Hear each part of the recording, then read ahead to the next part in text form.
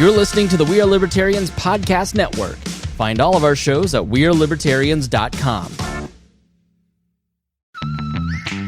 What if Galaxy AI could turn your to-dos into to-dos? Unlock everyday simplicity with the AI-integrated Samsung Galaxy S25 Ultra at Best Buy. Pre-order now at bestbuy.com. Best Buy. Imagine that.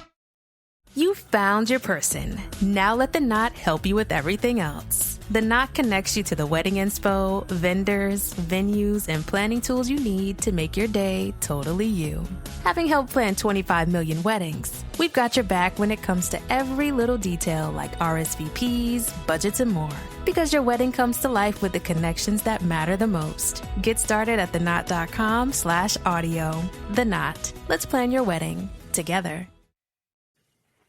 You're listening to the We Are Libertarians Network. Find more great shows like this at wearelibertarians.com. All right, let's get back to some boring subjects. Understand the risk to our country. Freedom brings people together. You're listening to the We Are Libertarians Network. Learn more at wearelibertarians.com. Welcome to We Are Libertarians. My name is Chris Spangle. So glad that you are joining us today. We hope that you enjoy the program. We have an all-star cast of We Are Libertarians hosts from across the political spectrum. Yes, libertarians can have a consistent ideology while disagreeing with each other from cultural perspectives. And that's what we're going to talk about today. So stay tuned, trying to replicate our group chat, which I will tell you about. We've already got one angry react from Leo Mora. So I expect many, many more on this program. Stay tuned. Warning, this show is for adults, produced by semi-adults. So the language is sometimes strong and offensive. I don't know what I said.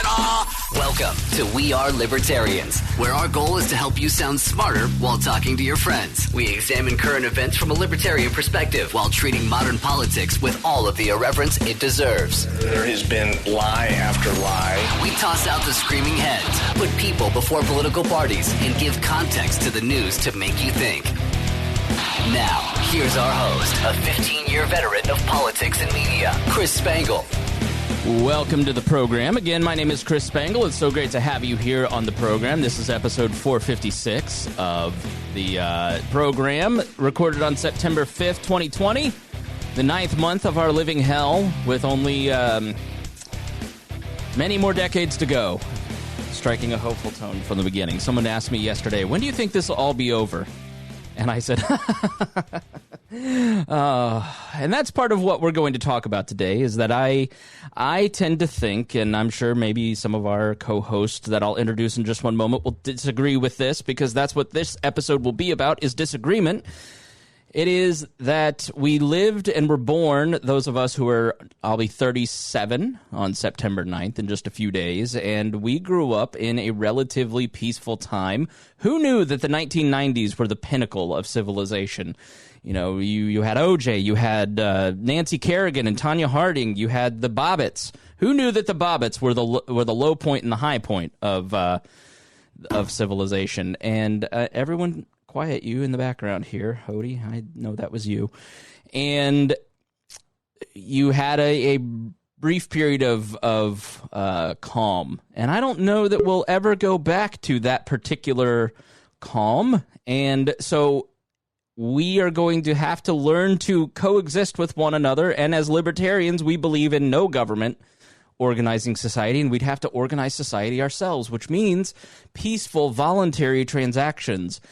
And the libertarian movement needs to replicate and give a good example of what that society will look like. How can you have anarcho-capitalism, or in Ryan's case, who will join us in a moment, I don't know, anarcho-communism? We'll ask him what he believes as we begin the tribunal for being a virulent leftist. But we have to learn to coexist. And here at We Are Libertarians, we have a group chat of 20 different people. And this group chat has become a family, and we have many different people who share many different concerns, and we have many different arguments, and we've had a lot of arguments over the last 2 weeks, and I wanted to bring those to you and let those spill over and have a conversation around that. So let me introduce the Brady Bunch-like group here and have everybody go around and introduce themselves. We'll go by seniority here on the network, and that is Harry Price. Harry, please introduce yourself. Tell us a little bit about yourself. There's a lot of new listeners. All the stats are showing that we're getting a ton of new people tuning into We Are Libertarians, so they may not even know who you are. So please tell them who you are, what you believe, what your general milieu is. Hello, my name is Harry Price. Let's see.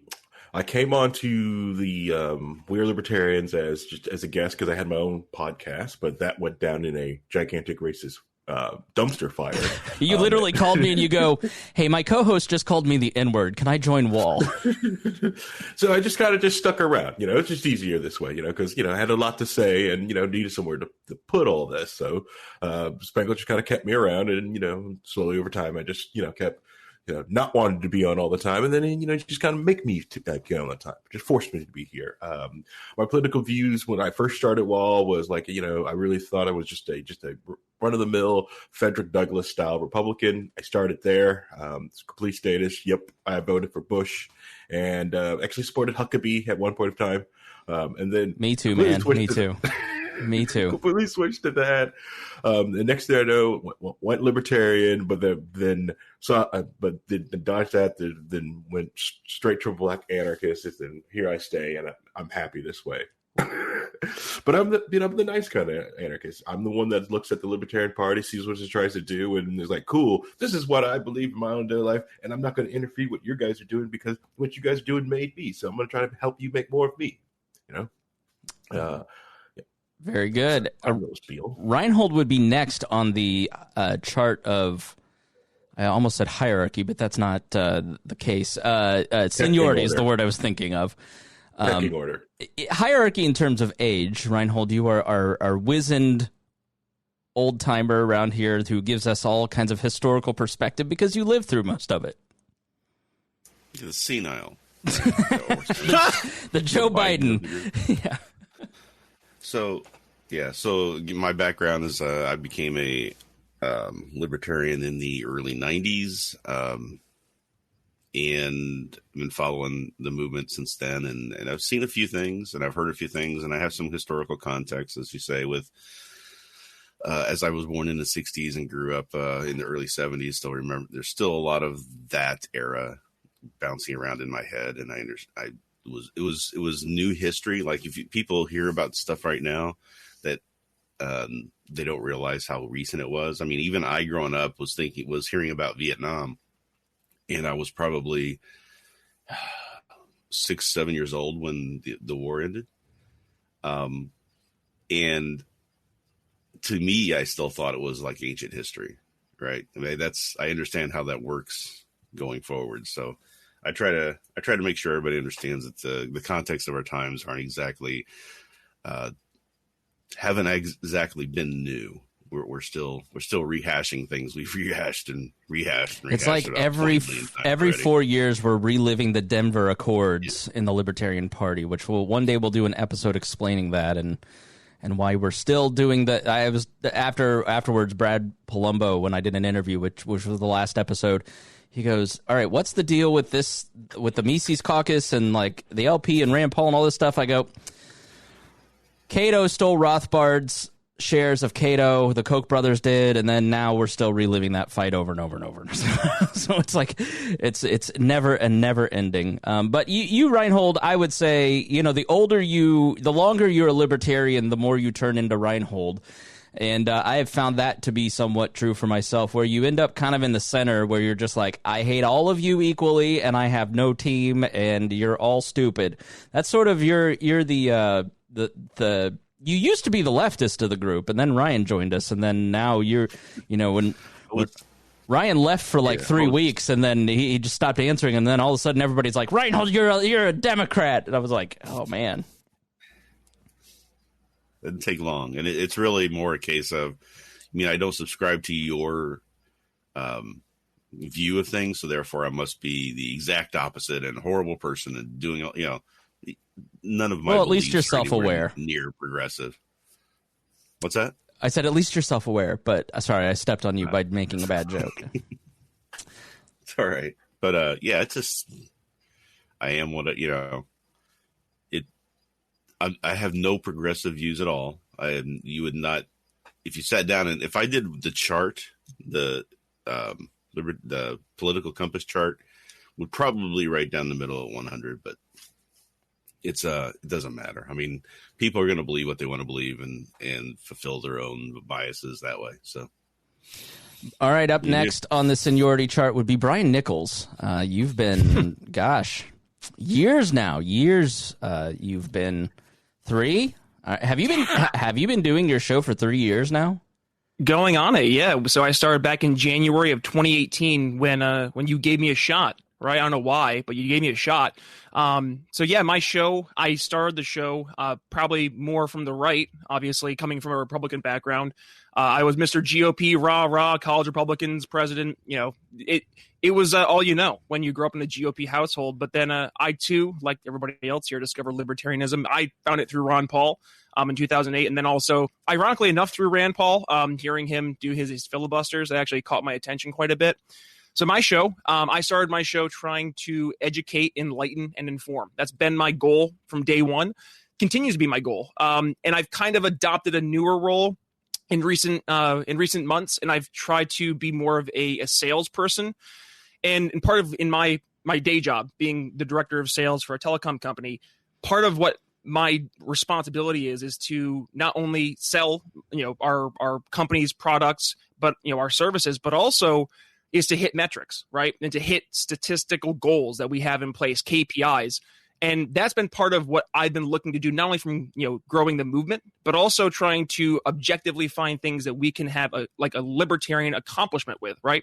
So I've been much more focused on building bridges. And I find that when we go into divisiveness with our language, that just burns bridges. And instead of holding people accountable, as we should, we end up going after the person. And when you go after the person, you've instantly, in my experience, you've lost the credibility to build bridges in the future. So with that being said, I'm all for building bridges with folks on the left and the right. That's partly what my show has been about, is bringing people on from all different perspectives. And instead of arguing about where we disagree, having conversations and finding out where we do agree. Because I think when we find out where we agree, that's when we're able to coexist, as we discuss as our main focus of the show today.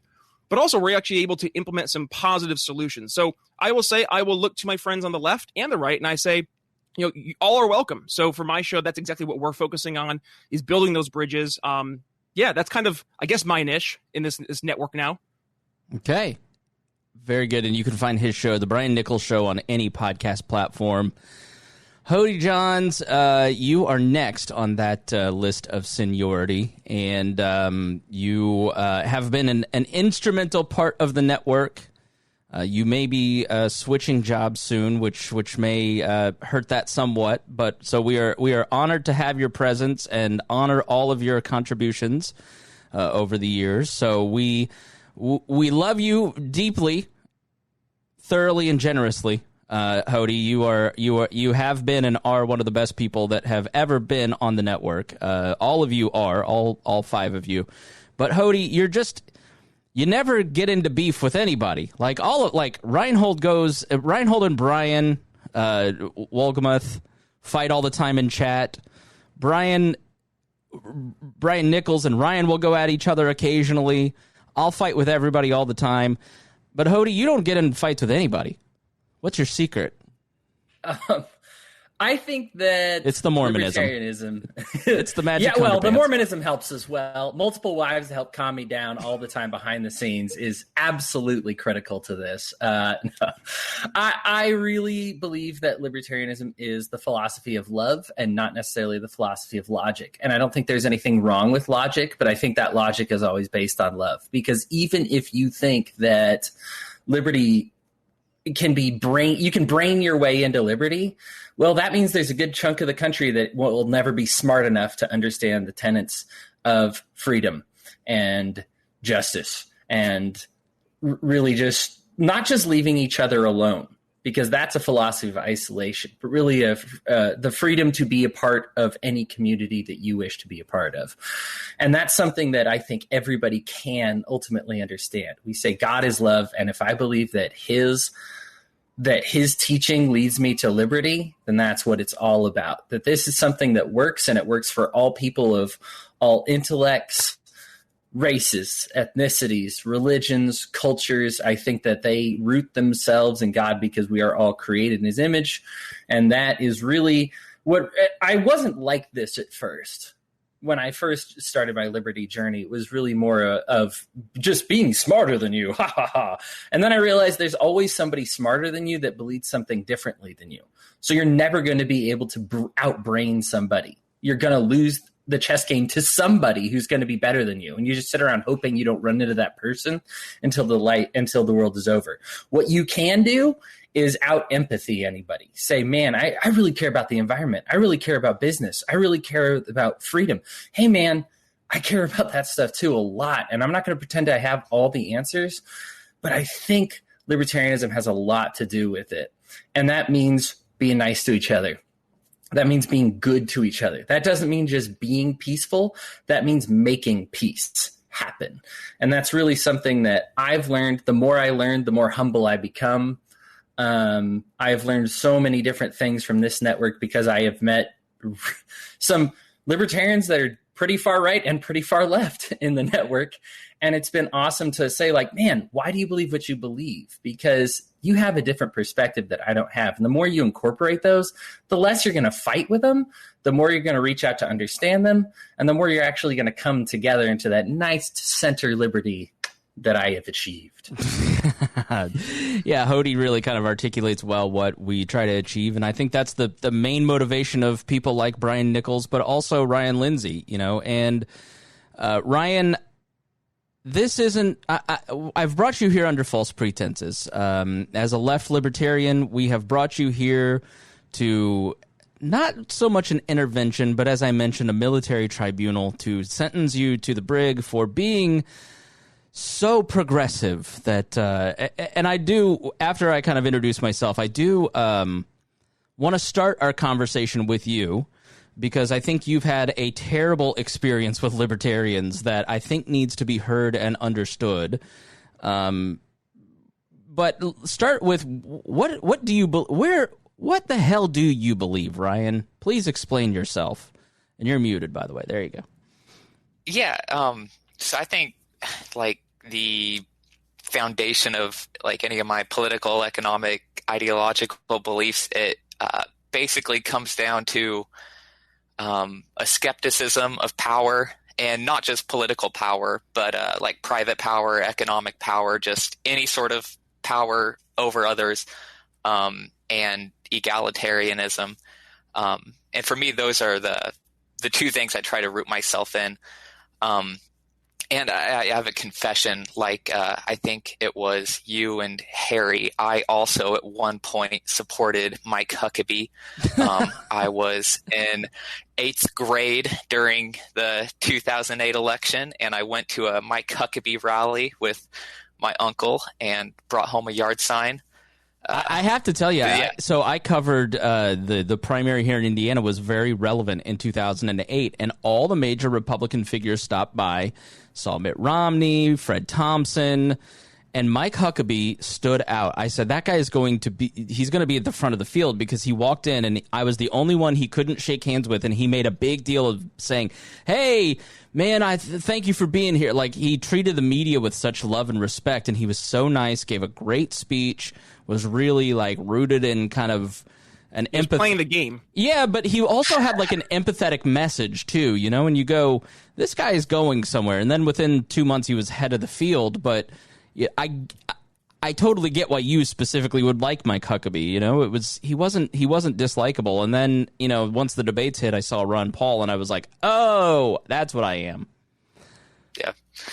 Yeah, but like I said, I was only in 8th grade at the time, so yeah, I was a fully grown man. Thanks for pointing that out. I wasn't really paying too much attention to anything. I just kind of like saw what my family watched and was like, oh yeah, I like them. But yeah, so, and I really kind of started paying attention, or like thinking for myself, I guess. Like early 2010s, I was always raised in church, but it was like early 2010s when I started kind of exposing myself to different like religious writers like Stanley Hauerwas and John Yoder, Greg Boyd, and starting to really question like that convergence of like Christianity and patriotism and nationalism that's really common in America.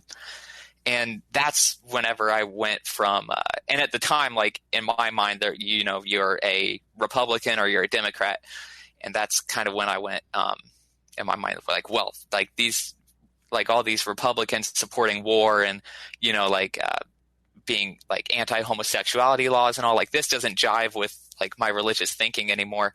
So I was just like, well, I guess I'm a liberal now. And I would say really I first started seriously looking at libertarianism in 2014 after with like the rise of the Black Lives Matter movement after Mike Brown and I feel off, Eric Garner, after they were killed by police, and just seeing, because that kind of made me realize, like, you know, from a liberal point of view, like taxing cigarettes, it's like, yeah, that's great because I don't want people to smoke. Smoking's awful and kills thousands of people every year. So let's discourage it. But then it's like, well, obviously, you know, those laws have unintended consequences. And because of liberal laws, Eric Garner's dead now.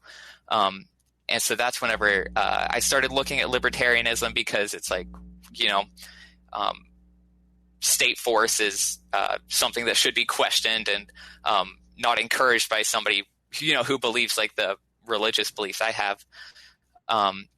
And at that time, it's like whenever I'm looking at libertarianism, I go to Google it, and all I see is, Ron Paul says this and Rand Paul says this, and I'm seeing, you know, basically only like the right libertarianism side of things. Like that was the most prevalent information out there.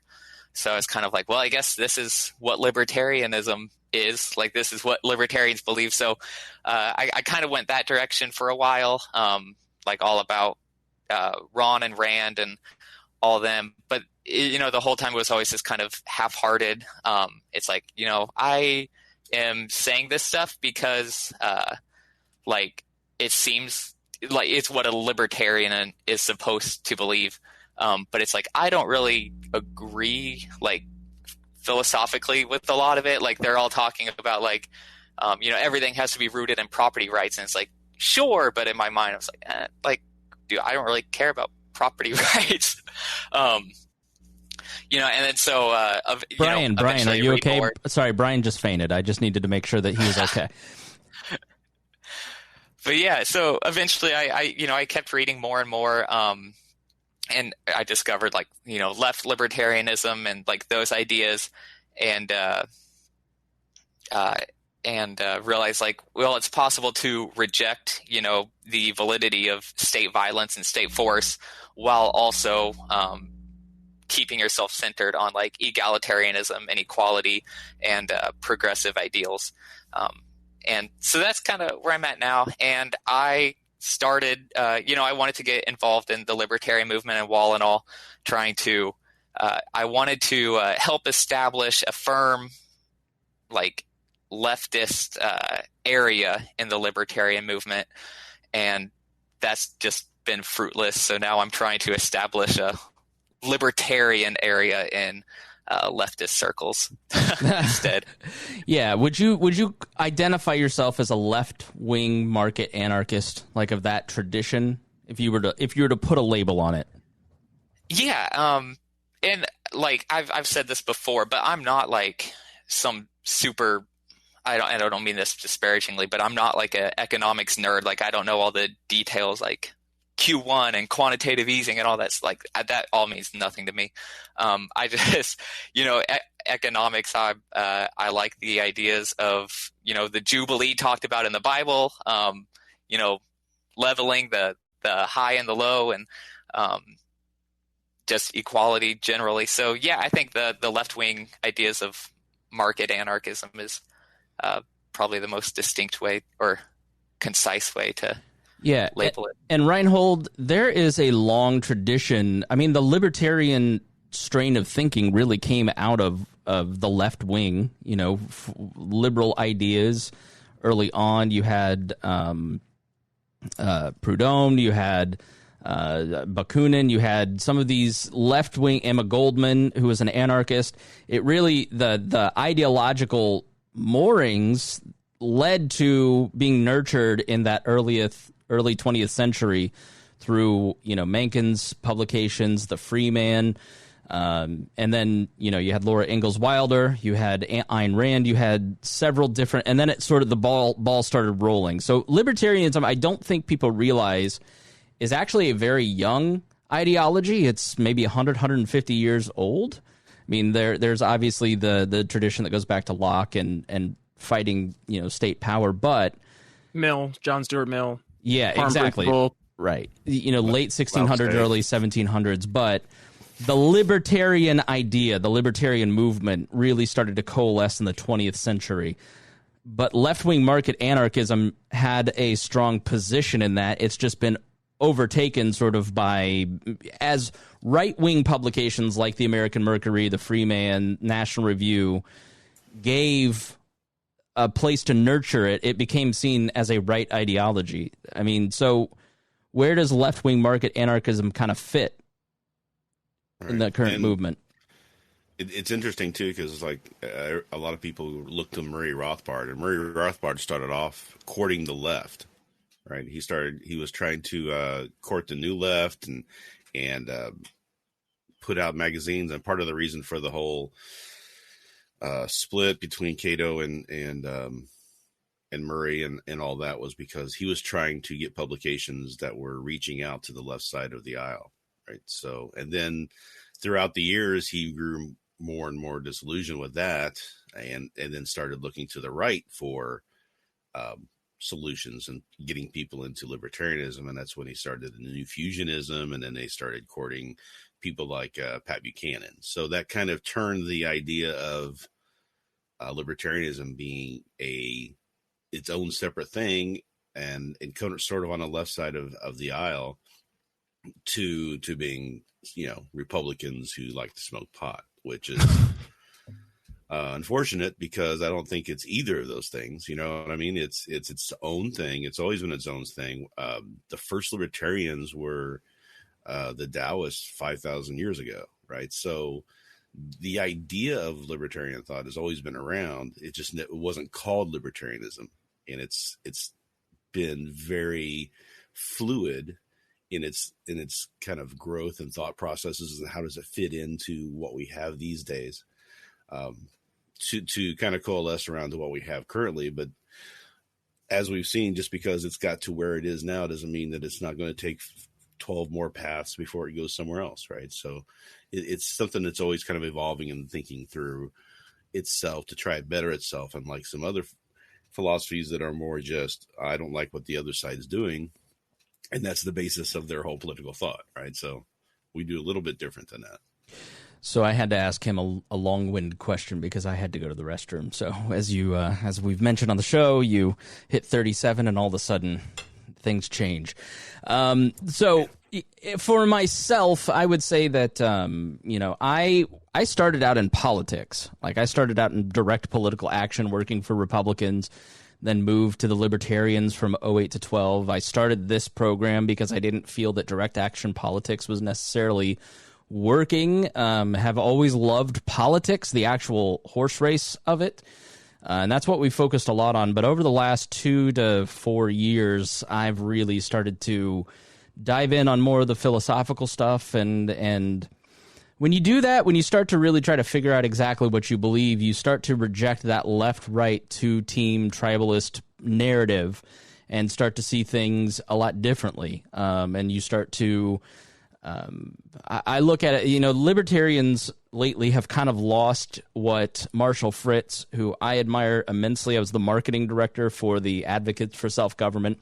And David Nolan, the founder of the Libertarian Party, created the diamond chart that many of you may have seen called the world's smallest political quiz, where it was basically the left-right axis does not exist. There is economic freedom and personal freedom. And you are libertarian at the top, authoritarian at the bottom, more personal freedom, then you're on the left, more economic freedom, you're more on the right. Libertarians are at the top of the diamond where we want maximum personal and economic freedom. And Marshall Fritz created the world's smallest political quiz and traveled around the country and seeding this chart, this outreach tool, basically, to start the libertarian movement in the early and mid 70s and would stay at people's homes. Literally took a year driving around the country, staying in people's houses, giving them this sales tool.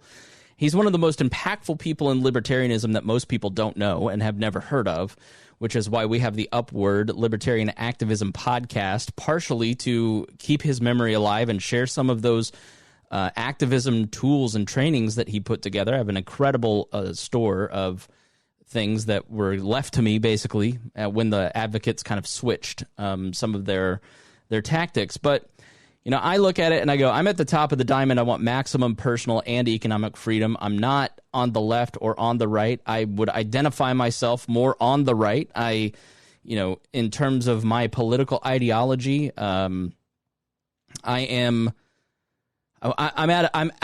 extreme minarchist at this point, teetering on the edge of anarcho-capitalism with Harry. You know, the more you read and the more ideas, because you hold on to these little security blankets of, yeah, but we need this because that thing needs to happen. And then you see a good argument and then you're like, oh, okay. And so you sort of go through this intellectual journey and you start to evolve your thinking and change things. But I'm a Christian. I'm a conservative-leaning person in that I care about community, and community is incredibly important.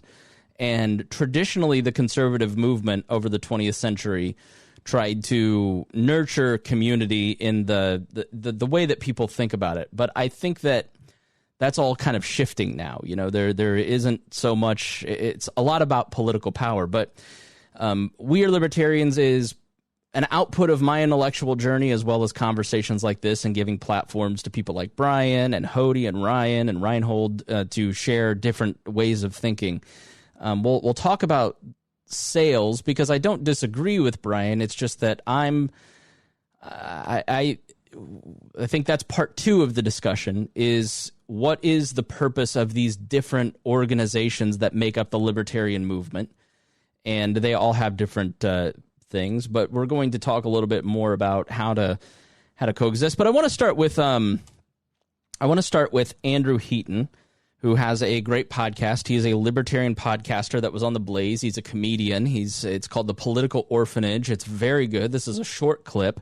And he identified in his Culture Wars episode, which was excellent, 5 types of political conversations. And I think that this is a good framing for our discussion today, wherever it might lead, because part of the problem within the libertarian movement, but society at large, is that we're trying to have different conversations. So Hodey and I had disagreements on Kyle Rittenhouse because I think we were having 2 different conversations.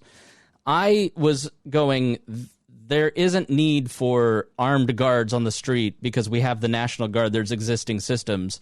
And Hodey was arguing, yeah, but you have the right to. The philosophical moral case is, I'm like, I don't disagree. But we felt like we were disagreeing with each other, even though it felt like we were having 2 different emphasis or conversations around things, you know? And so I think that's sort of what the Dave Smith conversation was about. Like, all right, here's my emphasis. Here's where you're at. Here's where I'm at. And there's different styles, there's different types, and there's different strategies. So without further ado, here is the short clip identifying the 5 types of political conversations. There are 5 types of political conversations. There is policy, which is pretty rare. Most people don't actually want to sit down and look at graphs and read white papers and things like that. It's pretty research heavy. Most people don't really want to talk about policy. There is horse trading, and I lump broadly into that kind of everything that amounts to sort of the sports talk of politics. Speculation about who's going to win the next game, who's going to be the draft pick for president, what's the scandal going on, who slept with which intern, all that kind of stuff. It's fun. I like horse trading, and I think that there's a really smart dimension to it as well, which is tactics. Third type of political conversation, you've got philosophy and ideology. You know, what are the values? How ought the world to be? Policy is what should we do. Philosophy is what ought we do. Then there's heuristics, which I cover a lot on the program. That's getting into how people think. Not necessarily who's right or who's wrong, but how they arrived at the logic and viewpoint to get to their conclusion. It's concerned with the mental rubric that people employ. I really like that. I think that political cognition is fascinating. And the fifth and final political conversation, which dominates political discourse far more than the prior four that I just mentioned, is yay team, boo team. It's my team is the good team, your team sucks. And anything we talk about, if we're in that framework, is just ammunition to anecdotally evidence the evil of the other team. So here at We Are Libertarians, we have many different styles. You know, I tend to think about heuristics and the horse trading and how we think about things. How should we approach these things? You heard Ryan's focus is a lot of times it's power. It's how is the relationship between the individual and these institutions? What's the relationship and dynamic there? Brian was sales. You know, how can I sell you on these ideas? And so everybody kind of has different styles around things. Let me open it up to the rest of you. Do you think that part of our issue, do you agree with my premise that part of our issue is that we are cross-talking using different styles? Brian? Nichols? Yes and no. So I think it's a matter of this goes to, I think, a fundamental issue with libertarians in general is that it's like herding cats, right? Like libertarians, and Ryan actually kind of hit the nail on the head when he said like he questions power, right? And I think sometimes libertarians confuse questioning power with questioning leadership. Leadership is needed. We absolutely need to have, you know, one cohesive vision, right, of what the goal is. So like think, and I know people hate to do this, but like think of a successful corporation. The reason a successful corporation is successful is because they have a mission statement. And in that mission statement, there is a well laid out goal for the entire company. Now, the entire company is going to have multiple different factions of people within that company who are all doing different roles. You have your accounting folks, you have your HR folks, you have your marketing folks and sales folks, you have your engineers behind the scenes, you have your maintenance folks, and every single part of those people or those roles are important for the overall success of that company. But at the end of the day, everybody's going towards that main goal, that main mission statement. So I think part of the problem has been that our mission statement has been a little scattered. And I think it's important for not just we as a network, but I think it's also important for we as a larger libertarian movement to say, what is our mission statement? Whether we want to, you know, coalesce with certain people within our movement or not, we have to acknowledge that right now we are not in a position to be making ultimatums because we don't have the numbers.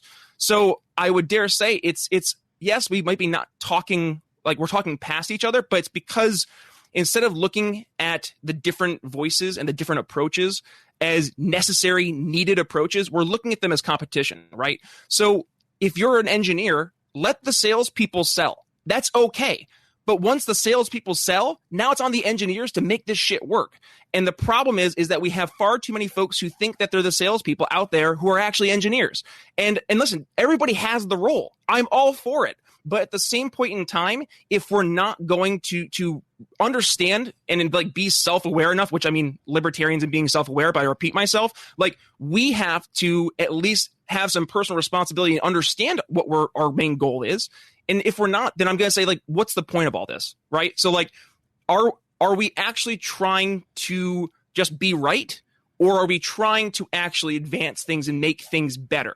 And I think we can do that by having everybody become the very best at their respective areas that they are good at.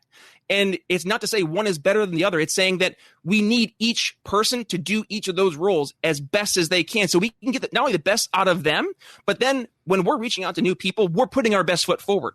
And right now, we're not putting our best foot forward because we have so many different voices. I mean, part of what set me off this past weekend or this past week, what is today? Yeah, today's Saturday. So, you know, what happened this past week with the Libertarian National Committee doing that reply tweet, it wasn't a matter of what was said. And for reference, it was to Rand Paul when he was on the street. And they said, oh, don't spook him, you'll scare him, in a response to a Conan O'Brien tweet, which is fine. Like, you want to go ahead and tweet that, but as the Libertarian Party, like, official account, what are we doing? Like, are we trying to actually build bridges and enact libertarian policy with somebody who's easily the most libertarian senator that we've had in the past, like, 100 years and actually enacting libertarian policy for all of his flaws? Or do we want to be right and feel like, we got him because we were right. Like, I don't see the value in us casting stones at people that we can have as potential allies. Call them out for when they're wrong, but when you start like making fun or poking fun, I wrote an article. I wrote an article 2 years ago, and I got so much shit for it. It was called "Stop Making Fun of Alexandria Ocasio-Cortez." Remember this, Chris? Mm-hmm. I wrote this article, and people gave me so much shit because I said, when you make fun of Alexandria Ocasio-Cortez, all you're doing is you're emboldening her supporters, because when you embolden her supporters, they're going to say, listen, they're not just making fun of her, they're making fun of you as her supporters. And the same thing is true for Trump. The same thing is true for Republicans. And guess what? The same thing is true for libertarians. We all rightfully got so pissed off when Gary Johnson got hit with a "Where's Aleppo?" We still get pissed off when people bring up James Weeks running on stage naked. And rightfully so, because that was labeled to represent the entire movement. So when we as libertarians start to take the actions that we disagree with of certain people and then label that on entire movements, how does that make us any better? So then I go back to my main point. What are we doing here, right? If our goal is to actually advance libertarian principles and make liberty win, right? Like, for like young Americans for liberty, make liberty win. What an amazing like slogan that is, because that's what we should be doing. Like, right now, if we want to stay in our Facebook groups and be right all the time, good. I'm sorry, though. I won't be a part of that. I don't want to just be right. I want to see people live a freer life. Like, that's something that I think we should all objectively be looking for as like a metric for success. And until we have that metric for success in our mission statement, we're just going to be shooting arrows all over the place because we don't have one cohesive vision that we've agreed to. Yeah, that's right. Finger guns away, Harry. Like, we don't have that one cohesive vision of what our end goal is. Could you not argue that the non-aggression principle is that mission statement? It is that one thing that, I mean, Ryan is shaking his head in disagreement with a lot you're saying, but that's the one thing that the two of you agree on, I would assume. I think we have to have more voices than not, right? So Ryan and Ryan, correct me if I'm wrong, right?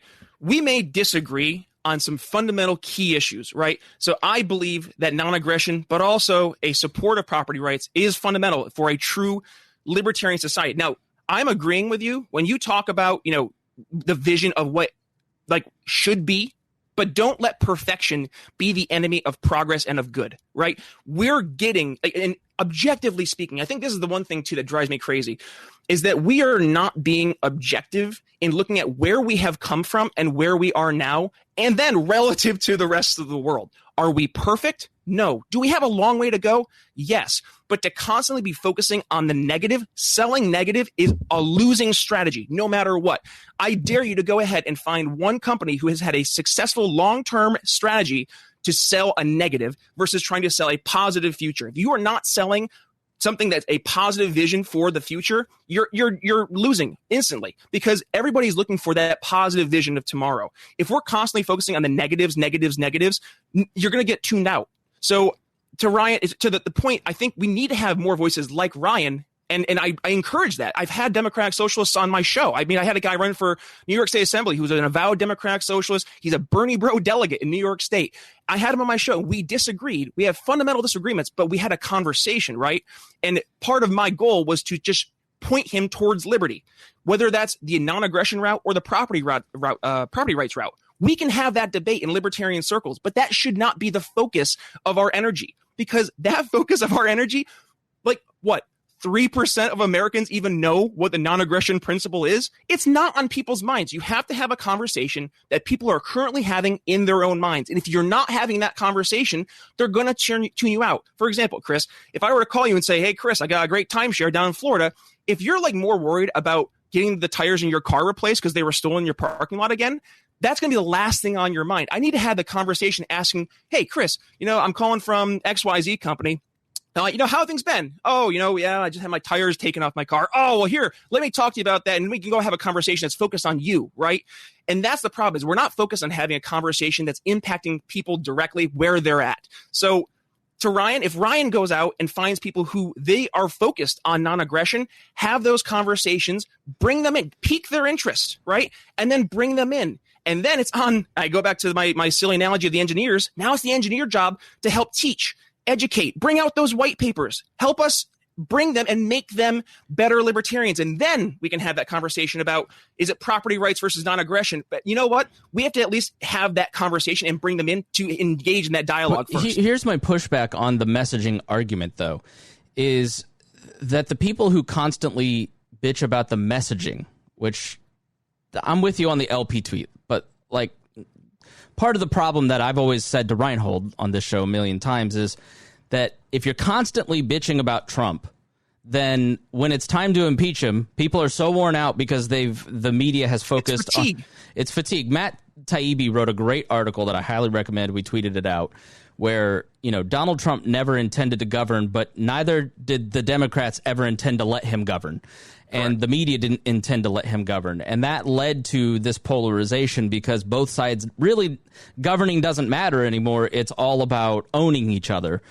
But part of as a person who tries to kind of bridge the gap, when I hear the messaging argument from various libertarians, I just kind of go, what I hear is that you want your message to be the only message, and you're not willing to give space to somebody like Ryan, because I'll let you retort, Brian, but, what we've experienced with Ryan here at We Are Libertarians is twofold.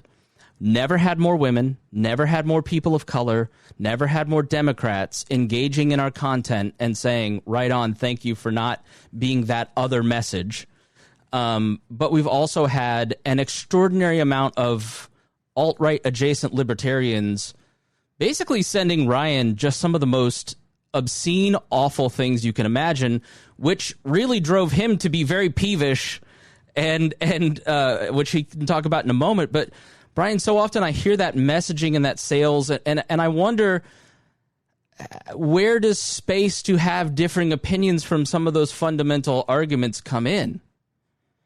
Well, I mean, it starts with us, right? So it starts with us not being the ones engaging in bomb throwing. So, and candidly, I mean, if we're going to really talk about why there was this issue, it was some of the content that we were sharing from the big We Are Libertarians page that was not focused on building bridges, and that's been part of the thing that I had the biggest issue with. And I think if you're going to put your name to it, right? So, like, let's say, for example, like the Brian Nichols show, if I'm sharing content that I think is going to be at all possibly inflammatory, I'll post it as the Brian Nichols show, because I don't want that to be the representative of the entire network. The entire network is different. And I want more of those voices. And to your point, Chris, we're bringing more of those voices in, and Ryan is a big integral part of that. But it's also based on the people that we're talking to. So to Ryan's point, Ryan wants to bring libertarianism to the left, and I encourage that. We need to do that because they need to hear a different perspective. But we also have to remember, what is the entire, like, We Are Libertarians network? Is it the voice of just the left? Is it the voice just of the right? Ryan went and looked for alternative voices than Rand Paul and Ron Paul, and I dare say that the people that we're bringing in, they've also been looking for those different voices. So just to have Ryan have a voice on the network is a positive, but it also comes with responsibility, I say, and that is, and I am the first one. I need to do better as well, and not being someone who can be inflammatory, and to try and build more of those bridges to people who are going to be allies on key issues. And I say that specifically talking about Rand Paul, because in the past few months, Rand Paul has been one of the biggest targets from the rioters, not the protesters. And I also think it's very indicative on us to make sure we are being held responsible in differentiating between the two, because it's very disingenuous to lump them in as one group from both the left and the right, because then it just negates any conversation going forward. But with that being said, Rand Paul literally wrote the damn bill of the Breonna Taylor Act, right? Say her name. And yet they were screaming at him to say her name. And it goes to, okay, what's the goal of that group of people? Why are we, as We Are Libertarians, trying to reach out and appeal to people who are basically showing 1,000% they are not being good faith, rational actors? Because if you're screaming, say her name to the man who wrote the bill, that instantly tells me that you are not a serious person, and you're literally the personification of the meme. Here's a solution. No, I don't want to. I just want to be mad. Okay. And I'm sorry, I don't want to be reaching out and specifically focusing on people who aren't going to be having good faith conversations, because the only way that we advance beyond our little libertarian circle jerks is if we go out and actually talk to people, have real good faith conversations, and build bridges with people who can agree with us on fundamental principles. And if they can't, it's on our job to convince them, but we don't convince them by tearing down other allies. That's not how we do it. That's not successful. And that's a very losing strategy. I don't know that I ever shared anything that was anti-Rand Paul or any. I mean, did you, Ryan? Yeah. Okay. All right. So what do you say to Brian's critique?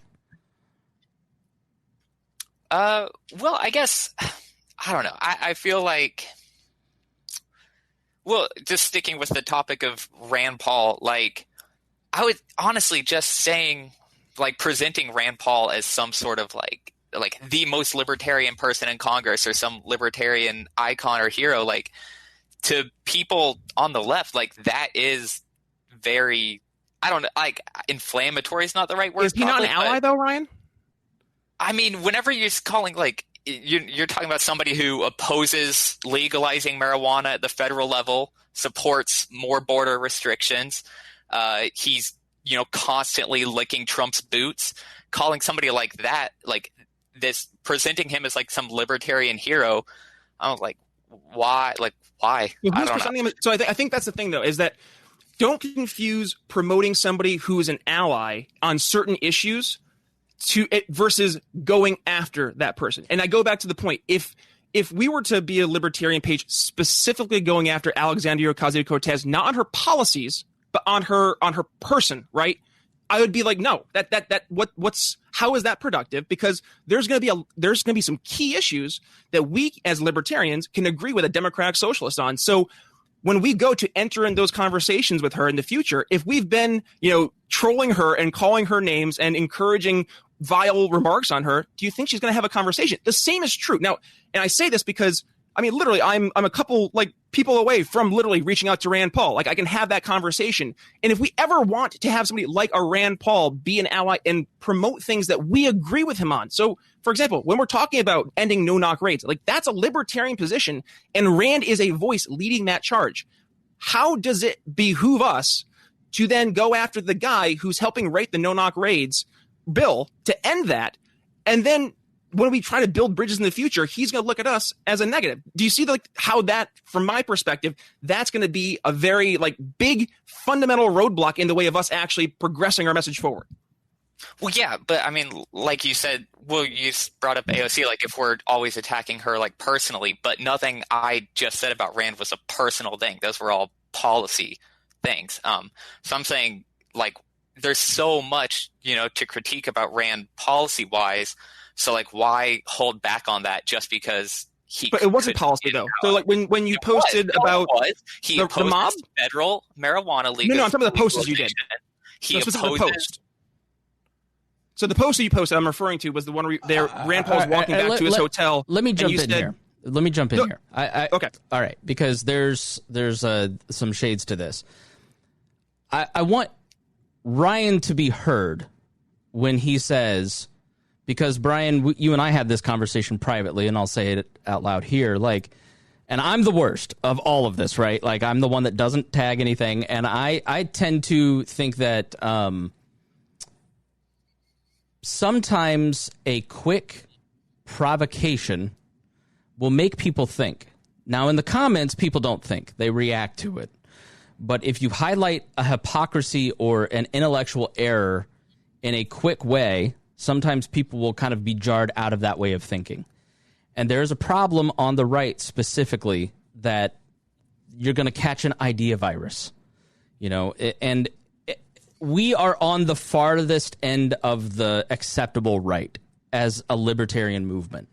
And so we are more comfortable with a Nick Fuentes being interviewed than a Ryan being interviewed a lot of times. I disagree with that. I fundamentally disagree with that. I think that libertarians have approached that as the accepted answer. I don't think if you go into like true libertarian circles that that's the case, because if you were to have somebody like a Tulsi on like, and I know you're referring to Dave Smith, if you were to have Tulsi on Dave Smith, there wouldn't be the same pushback. And obviously it's because Tulsi is not going to be as controversial when it comes to the race stuff. And I'm on board with you guys on that. Like, we can call that stuff out for what it is, but again, I think it's dangerous for us to start. Hold on, you blurred out there. No, but I think Ryan's point of constantly pushing Rand Paul or the anti-leftist message of the right now, the MAGA crowd, is fundamentally offensive and inflammatory to many people, to basically 60% of the country, 50% at least. And so that, Brian, I think you completely fell out. And I think Ryan, that's part of what Ryan is trying to say, is that there isn't balance. Rhinehold, jump in here while we're waiting for him to jump in. Well, I did want to kind of bring up a little bit too, is that we can do all this building bridges things and trying not to offend people that may be our allies at some point, but at the end of the day, that starts muddying the waters of what the message is too, because now you have people like Donald Trump saying that, well, Rand Paul says I'm kind of libertarian. Yeah, so, I want Brian to hear that. Ryan, part of the issue here is social media is not a great way to have a political conversation. How much do you take responsibility? I mean, for some of that incendiary, because I think your experience, and I experience it too, and I think Dave Smith kind of talked about it too, like when you wake up every day and everybody's mad at you all the time, you fundamentally start to dislike the people that are being awful to you. And you kind of stop seeing them as people to have a conversation with and start seeing them as people that are aggressively being terrible. I mean, talk about some of the messages that you get. Oh, God. Yeah, well, okay, I'm going to do a flashback back to 2019, but it was like the very first issue of Wall Reader that we put out, and we had that article about libertarian socialism. I didn't even write the thing.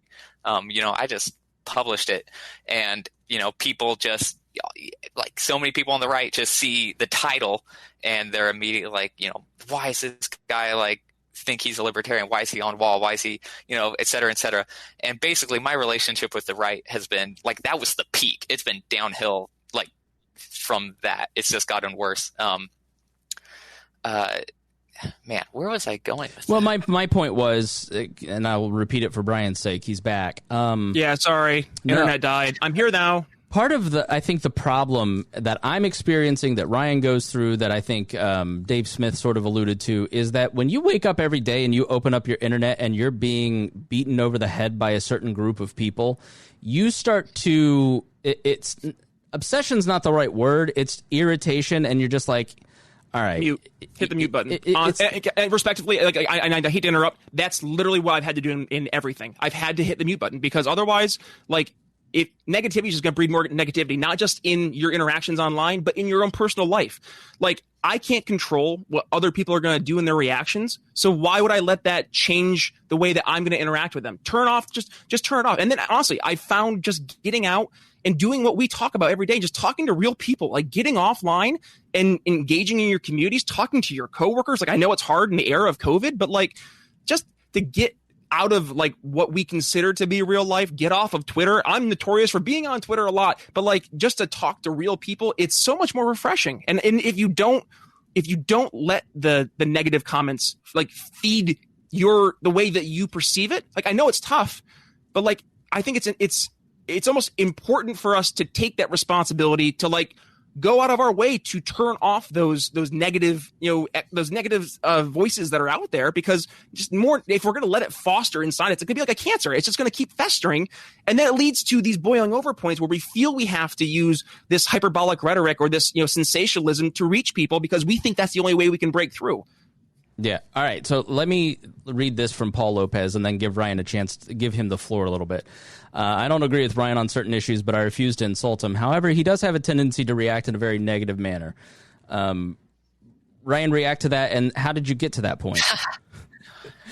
I mean, well, yeah, like going back to what I was saying, like whenever I don't even write, I just publish something like, hey, libertarian socialism exists, and the right is just freaks out about that. And then, I'm writing like, I go from writing 10-page articles trying to, explain my ideas and flesh them out, and then people just read the headline, don't even care. It's like, why am I putting all my time and effort into this, like trying to meet the right halfway? Like, why even, like this morning I posted a meme on the wall page making fun of Bernie Sanders, poking fun of him for how he voted for the 94 crime bill. And all the comments are just like, Ryan's a lefty, why is he posting this? Why am I even why even try to meet these people halfway? Like, they don't care. So I don't know. For me, it's just like, they don't care about what I say. They're not going to be on my side, so I might as well not water down my message and say what I actually think. Which I think is a key part. And I'll go to you next, Brian. But sort of where I'm at is that, again, with the messaging stuff, and then after, Brian, you respond, Rhinehold, I want you to jump in and say what you were kind of talking about, because I want Brian to hear it and react to it. When you talk about what we're doing here, I've forever kind of been under that assumption of we ought to tailor the message, and at a certain point, I think in this past year, we've gotten to a point where it's not how you say it that is the problem. It's that you have a differing opinion, and it doesn't matter. And what Ryan's saying is that there are a lot of people on the right who don't have good faith, and that a lot of times the messaging argument is about tailoring to the right because they're more likely to help us. When I've got 20 years of experience of those people looking at me and going, here, pulling the Lucy football out from under you. So it's sort of like at a certain point, choosing to suck up to the Republicans or choosing to suck up to the Democrats with messaging is a Pyrrhic victory, because at the end of the day, you're not going to win. You might as well just say exactly what you think and stand on principle like Ron Paul did and let the chips where they may, because there are a lot of people who are in these two camps that have no good faith, and falling for it on the right or falling for it on the left is just, it's a waste of time. I don't think it's both. I don't think necessarily it has to be one or the other, though, Chris, because, I mean, you can go after Republicans as a collective while still supporting individual Republicans who do good libertarian things. So, again, like, I'm all for when Ryan, when he says he went after Bernie Sanders for voting for the 1994 crime bill. Like, yes. And when Rand Paul does non-libertarian policy, we 1,000% have the right to be critical of him. But to just like mock him when he's walking back from his from the DC or White House to his hotel for being stormed by an angry mob, that's different, right? And that's the point I'm trying to make, is that yes, you can say what you believe, and I don't think there's anybody right in our network that discourages people from saying what they believe. It's the way that we're saying it, because I mean, I do think it's important also to know our market, right? Yes, we have grown our market to the left, and that's great. But then I want to ask you, at what point are they going to jump off the ship, right? Because respectfully, I mean, Ryan, you started, when we started the show off today, you said that one of your main things that you were not on board with was economics from a left standpoint. And candidly, you said a lot of it's just because you don't really dig into it that much. So I think if you were to dig in more economics, you might find that you dig more to the right, just because, I mean, everything in life kind of boils down to economics in some way, shape, or form, but regardless. So going back towards my main point is that if we were to encourage more voices, and if we were to encourage more healthy dialogues, I don't see how that's a negative. And I also think it's encouraging us to grow the movement beyond just, the right and the left, but also knowing our market and focusing on people who are going to be our allies when we do come down to, like, okay, if we want to go to Ryan's model, like, it's going to either be government's going to help promote equality or not. And like, that's a fundamental conversation we can have. And when we get to that point, but we're not at that point yet. Does that make sense? Ryan? I guess I don't understand the last question you're asking. Like, we're not at the point of what? So like we as a movement, right? We are not at the point to be making such bombastic statements against people that, like, if we're actually trying to build like coalitions, right? So like you're trying to build coalitions from the left. I agree with you. But then I would ask, are we at a point as a movement that we can compromise a certain group of the movement's principles in bringing in new people when there is a fundamental disagreement from that standpoint? And I would argue, and I don't mean to kind of extrapolate the question more, but like I would say that's part of the argument from the more right libertarian is that, hey, when you get to talking about economics with folks who are like, we'll say generically on the right, like conservative, right? We can probably convince them to Austrian economics. And we can convince them to economic freedom and personal freedom as it pertains to that, right? I think we are going to have a much harder time in convincing our friends on the left to go to an economic freedom route, because I think that will be a fundamental like point in the sand where, to Ryan's point, that's where it's going to be, is it property rights or versus non-aggression, right? And that's fine. And that's my point, is that we can have that debate, but I don't know if it's investing the resources. Again, if we're looking at this as, we are libertarians, the corporation, are we investing the resources and going after the right market? Like if I'm selling a product, right, I'm going to make sure that the product that we're focusing on like all day long is the one that's selling the most. And then we're going to have the accessory products that are there as well to be those niche markets that are going to catch people who are looking for those niche things. It's going to catch their eye. But your bread and butter is going to be what you're promoting on a daily basis. And I think the bread and butter, I'm sorry, I think it's very fair to say that a majority of the people who are predominantly from the right, we can convince in our arguments for a more just free across the board. I just think we are going to have a more of a problem when it comes to doing that for economics for the left. Am I wrong? I mean, well, but you're assuming that you have to have like that right-leaning or like Austrian economic foundation to be a libertarian. But in my mind, like libertarianism and Austrian economics are two completely separate things. Like they can mesh together, but they don't have to. Like you can be 100% opposed to Austrian economics and still be fully libertarian. So right. Why are you trying to convince leftists to embrace Austrian economics? No. Let me rephrase. It wasn't that. So maybe I didn't phrase it right. So it was more so you approach left-wing economics, Ryan, from a very different perspective than your traditional person on the left approaches economics. So it's like you're speaking the right language. Like you're speaking a libertarian economic message from a left perspective, which is weird to say out loud in my own words, but that's you. That's fine. But to your average person on the left, they aren't hearing you saying that from a libertarian perspective. They're hearing the way that they perceive left-wing economics. They hear it through the Bernie Sanders lens of more government spending. They hear it through that lens of, you're going to solve equality by doing this government program. Yes, it's on you to challenge them and change their mind. But I think when you're focusing more so on the hyperbolic attacks on things, that those conversations aren't getting had. So then when those folks come into the movement, they're like taken aback at what we actually like are trying to promote in your left-wing economic view. Do you see what I'm saying? Yes, I think so. I agree with you in that the hyperbolic part doesn't work. The internet in general incentivizes outrage. And I will tell you, as a major page owner, in early 2018, when they changed Facebook pages, your ability to grow or get any engagement on anything ended unless you pay them on Facebook. Twitter drives absolutely no traffic, maybe 2 clicks. It's a complete waste of time in terms of driving any traffic, views, clicks, whatever. Facebook is the 800-pound gorilla unless you are using another platform like a podcast or email. Facebook incentivizes outrage because in the first 5 minutes you have to get clicks or likes. And Instagram's the exact same way. Twitter is a much more nuanced discussion. It's why I like it a lot better.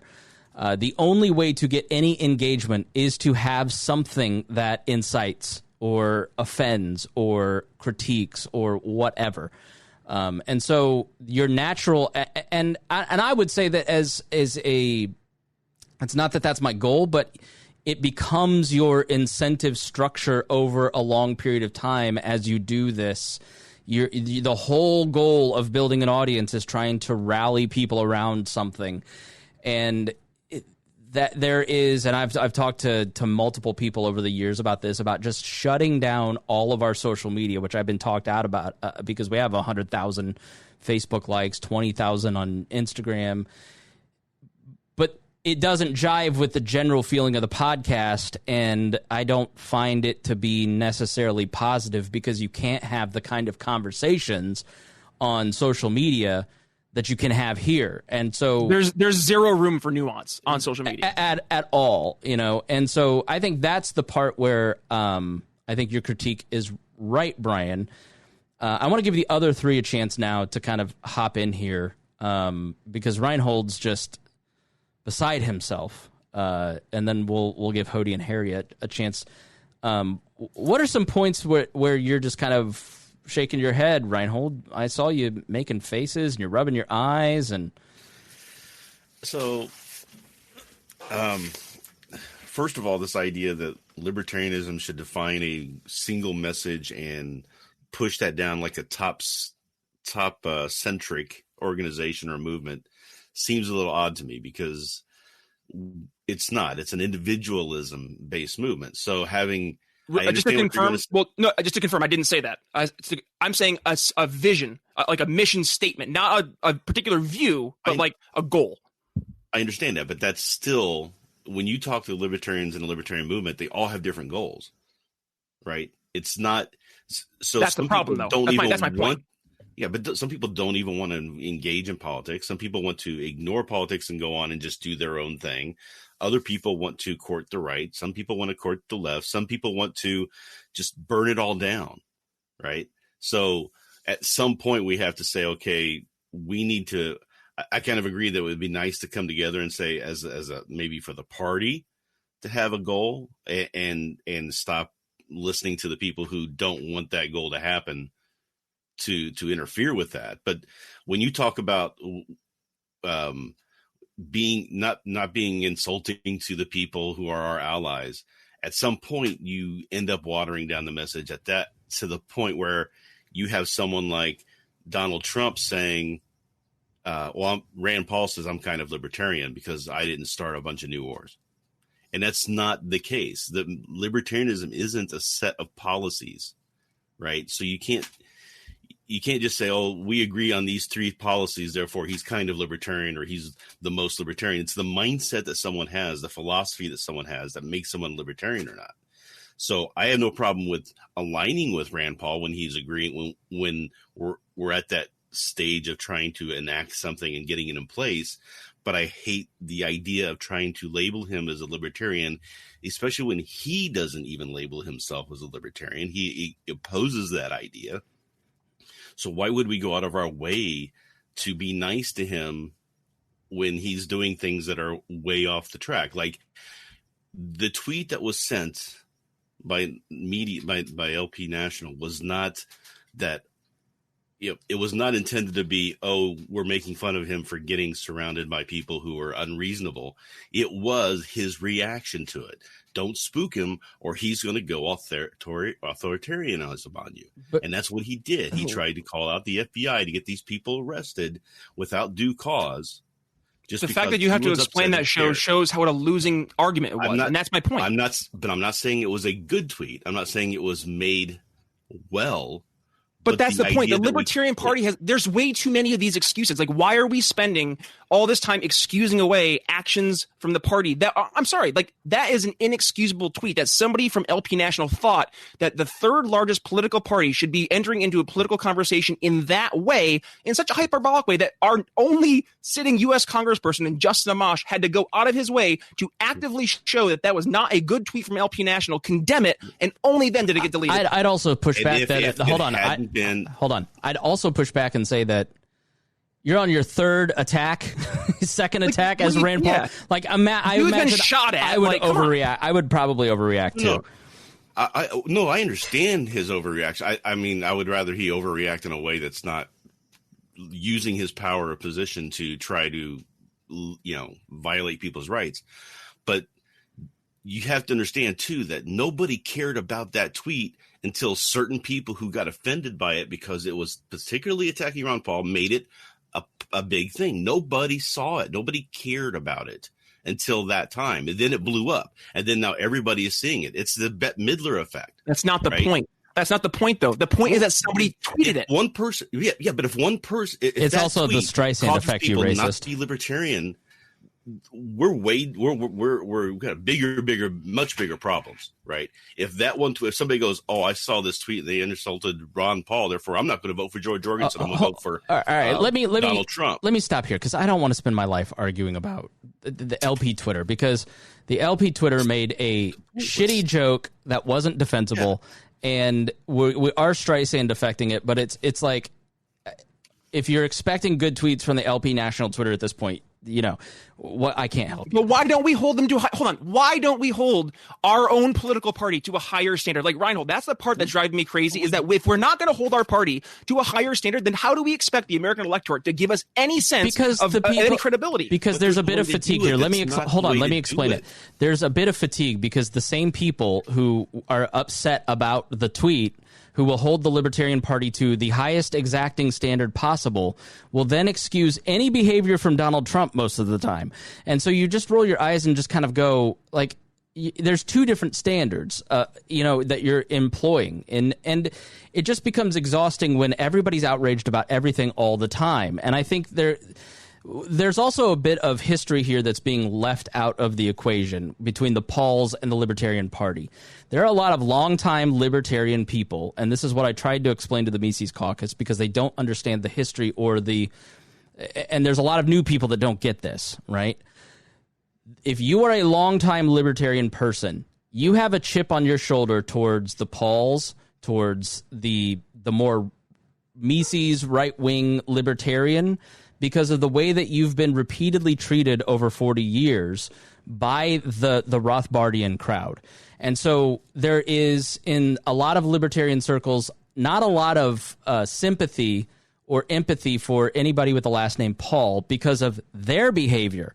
But that's not talked about because we all just praise the Rand Paul all the time. And that's sort of what Ryan is saying and what Dennis is saying, Rhinehold, is that there is a sense that it doesn't matter how you feel or what you think about these people. Shut your mouth, be quiet, because you're hurting the movement by criticizing Ron Paul. But Rand just endorsed Gary Johnson in 2018. Like, I see that argument, but and I'm going to give some pushback. Is it not fair to say that we are engaging in the same behavior that we are accusing the other side of it behaving in, because we're focusing on these quarrels of the past? Like, respectfully, I understand Rhinehold's experience in the movement. I understand, and I really appreciate all of our history in the movement, but like, should we not be trying to move forward past those? And that's why I'm saying, like, stop looking at using these little old past divisive reasons as justification for why we're doing things now. Like, it's not a justification. It's asking people to understand the experiences of others. That's right.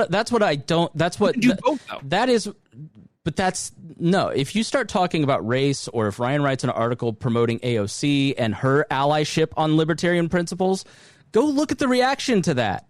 It doesn't matter how libertarian or thoughtful Ryan has been on some of these issues. It's just that there are people who don't give a shit about anybody else's experiences except theirs. And so if you mention race, then they're not our market. We're not talking to them then. Right. But that is 51% of the country. So I disagree. I don't think it is 51% of the country.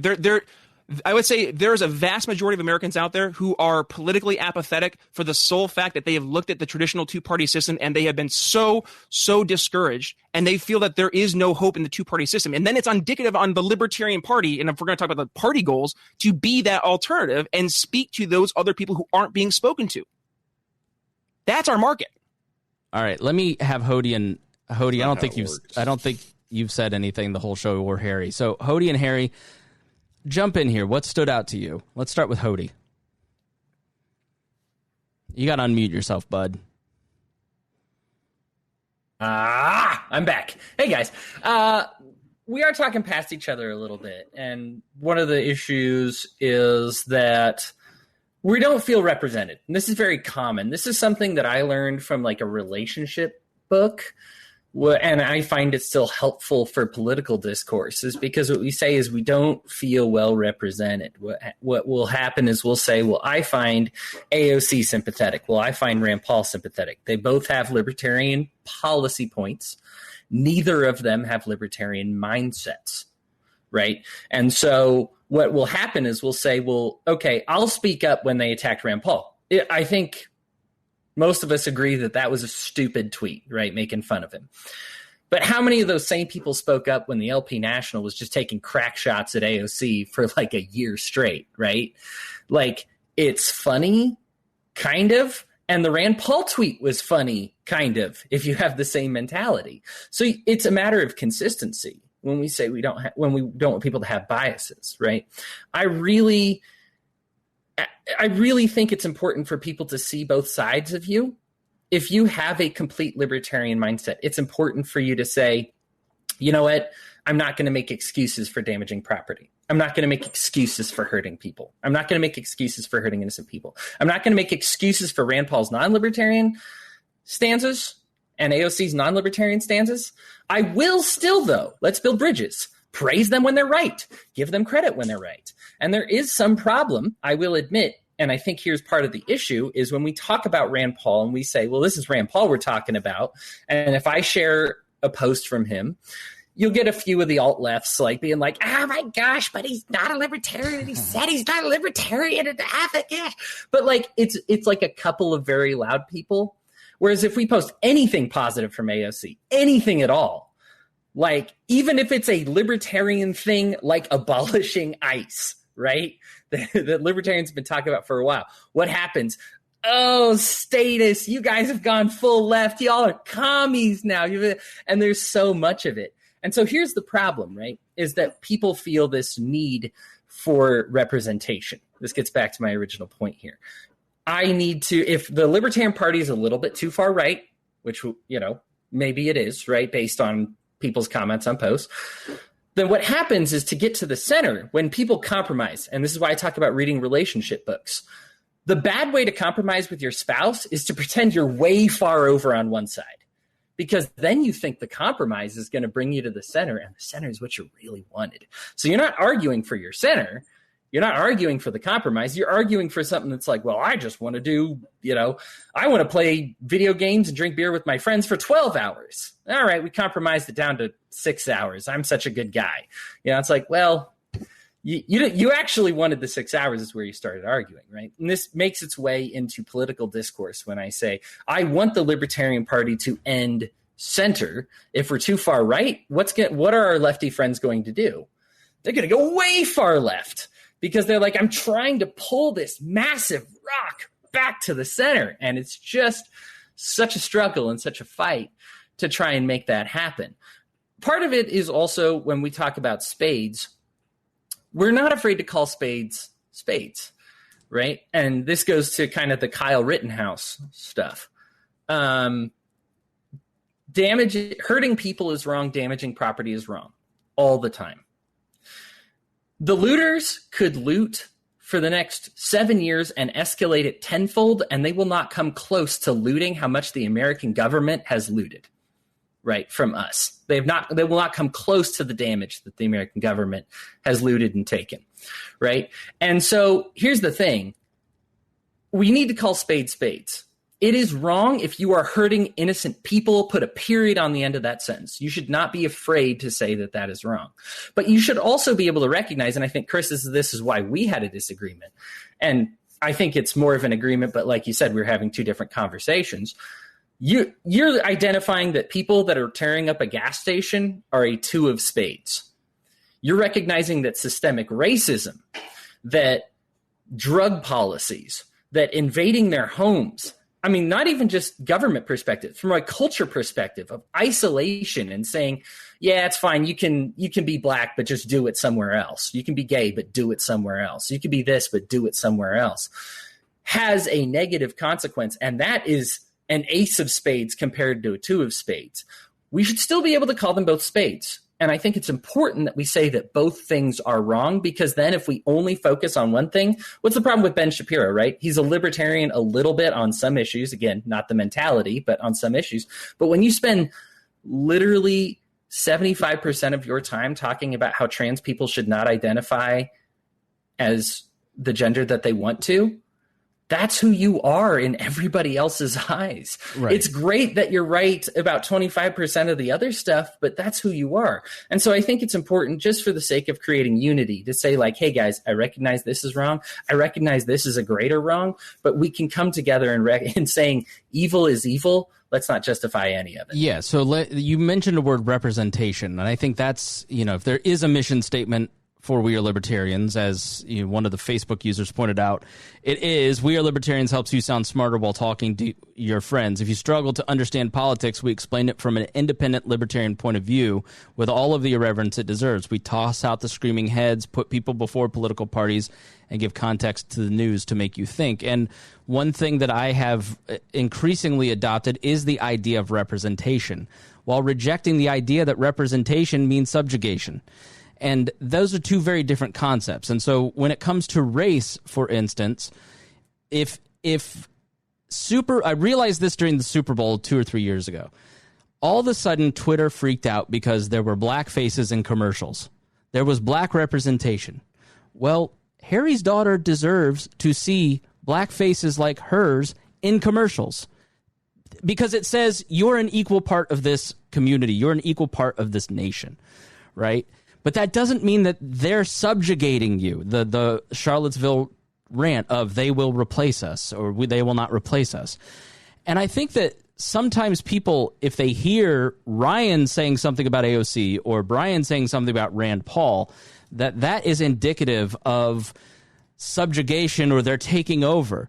Now, what I would say to Brian, why it has become increasingly harder to coexist with a lot of people who identify right as libertarians, is that their very message is that we will not coexist with you. We are taking over the party, and what you think doesn't matter, and we are going to subjugate you and shape the Libertarian Party and the Libertarian movement in our image.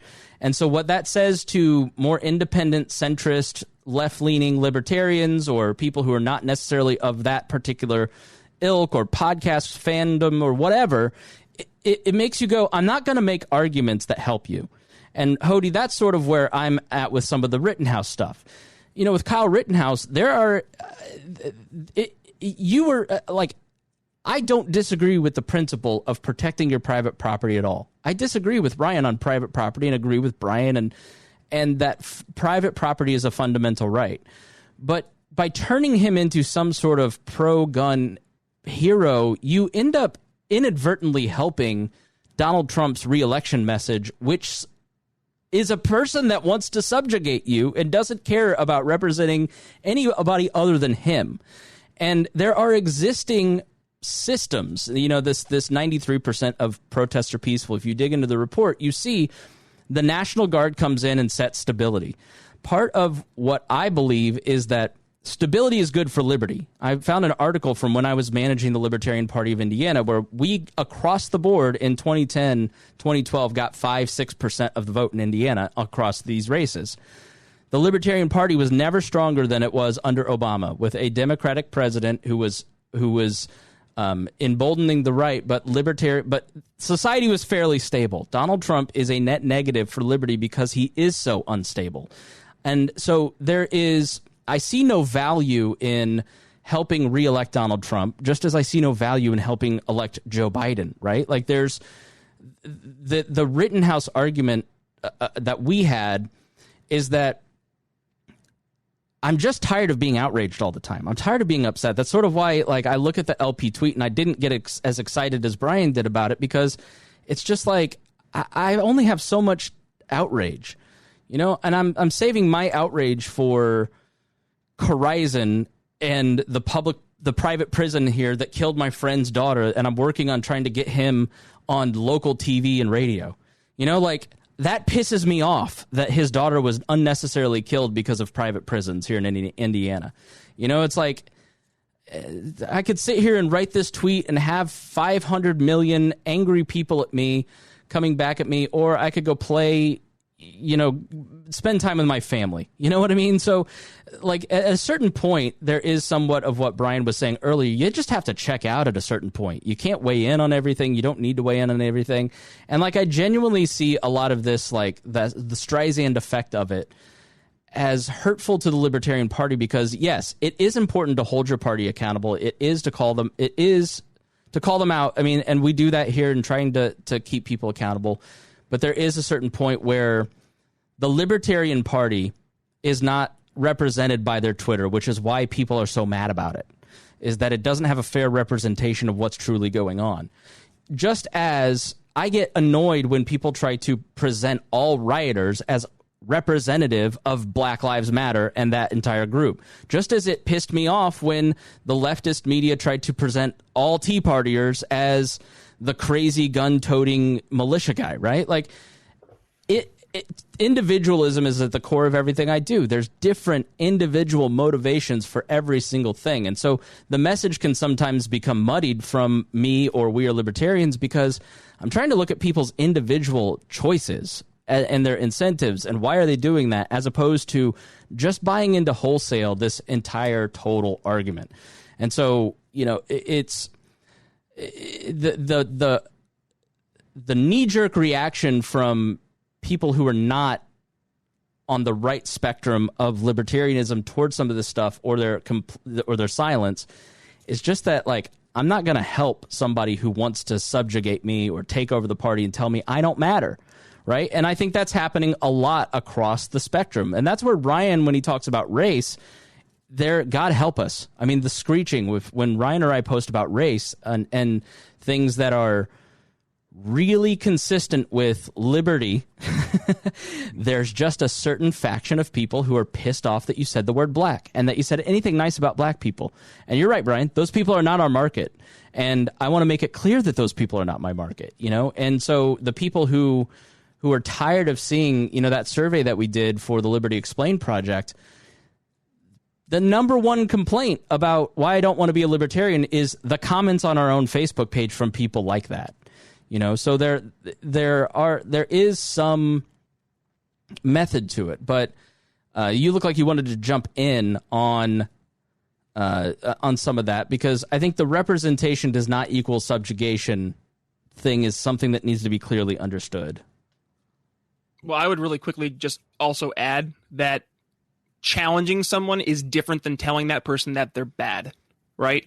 So I think, yes, we do have a responsibility to challenge people, but we start to become the very thing we say we do not like when we start to assume people's motives based on our assumptions of what they believe. So that's why I'm just going to say I think it's important that instead of assuming those motives and taking the surface level assumptions we have, instead go towards actually having those real life conversations with people, having those in-depth conversations and looking for those kind of commonalities that we can at least build a foundation of trust and understanding and empathy upon. Because otherwise, if you're just preaching, you're going to be falling on deaf ears. I'll leave it there. Harry, go ahead. Oh. So it sounds to me like, Spangle, you were mostly talking about like you only like kind of like spoon theory. Like you only got so many different spoons to discuss. Like if you have a set number of spoons to be mad or angry about different things, and you choose what you wanted to be angry about. And honestly, that's a great way to deal with a lot of the things that come across on social media.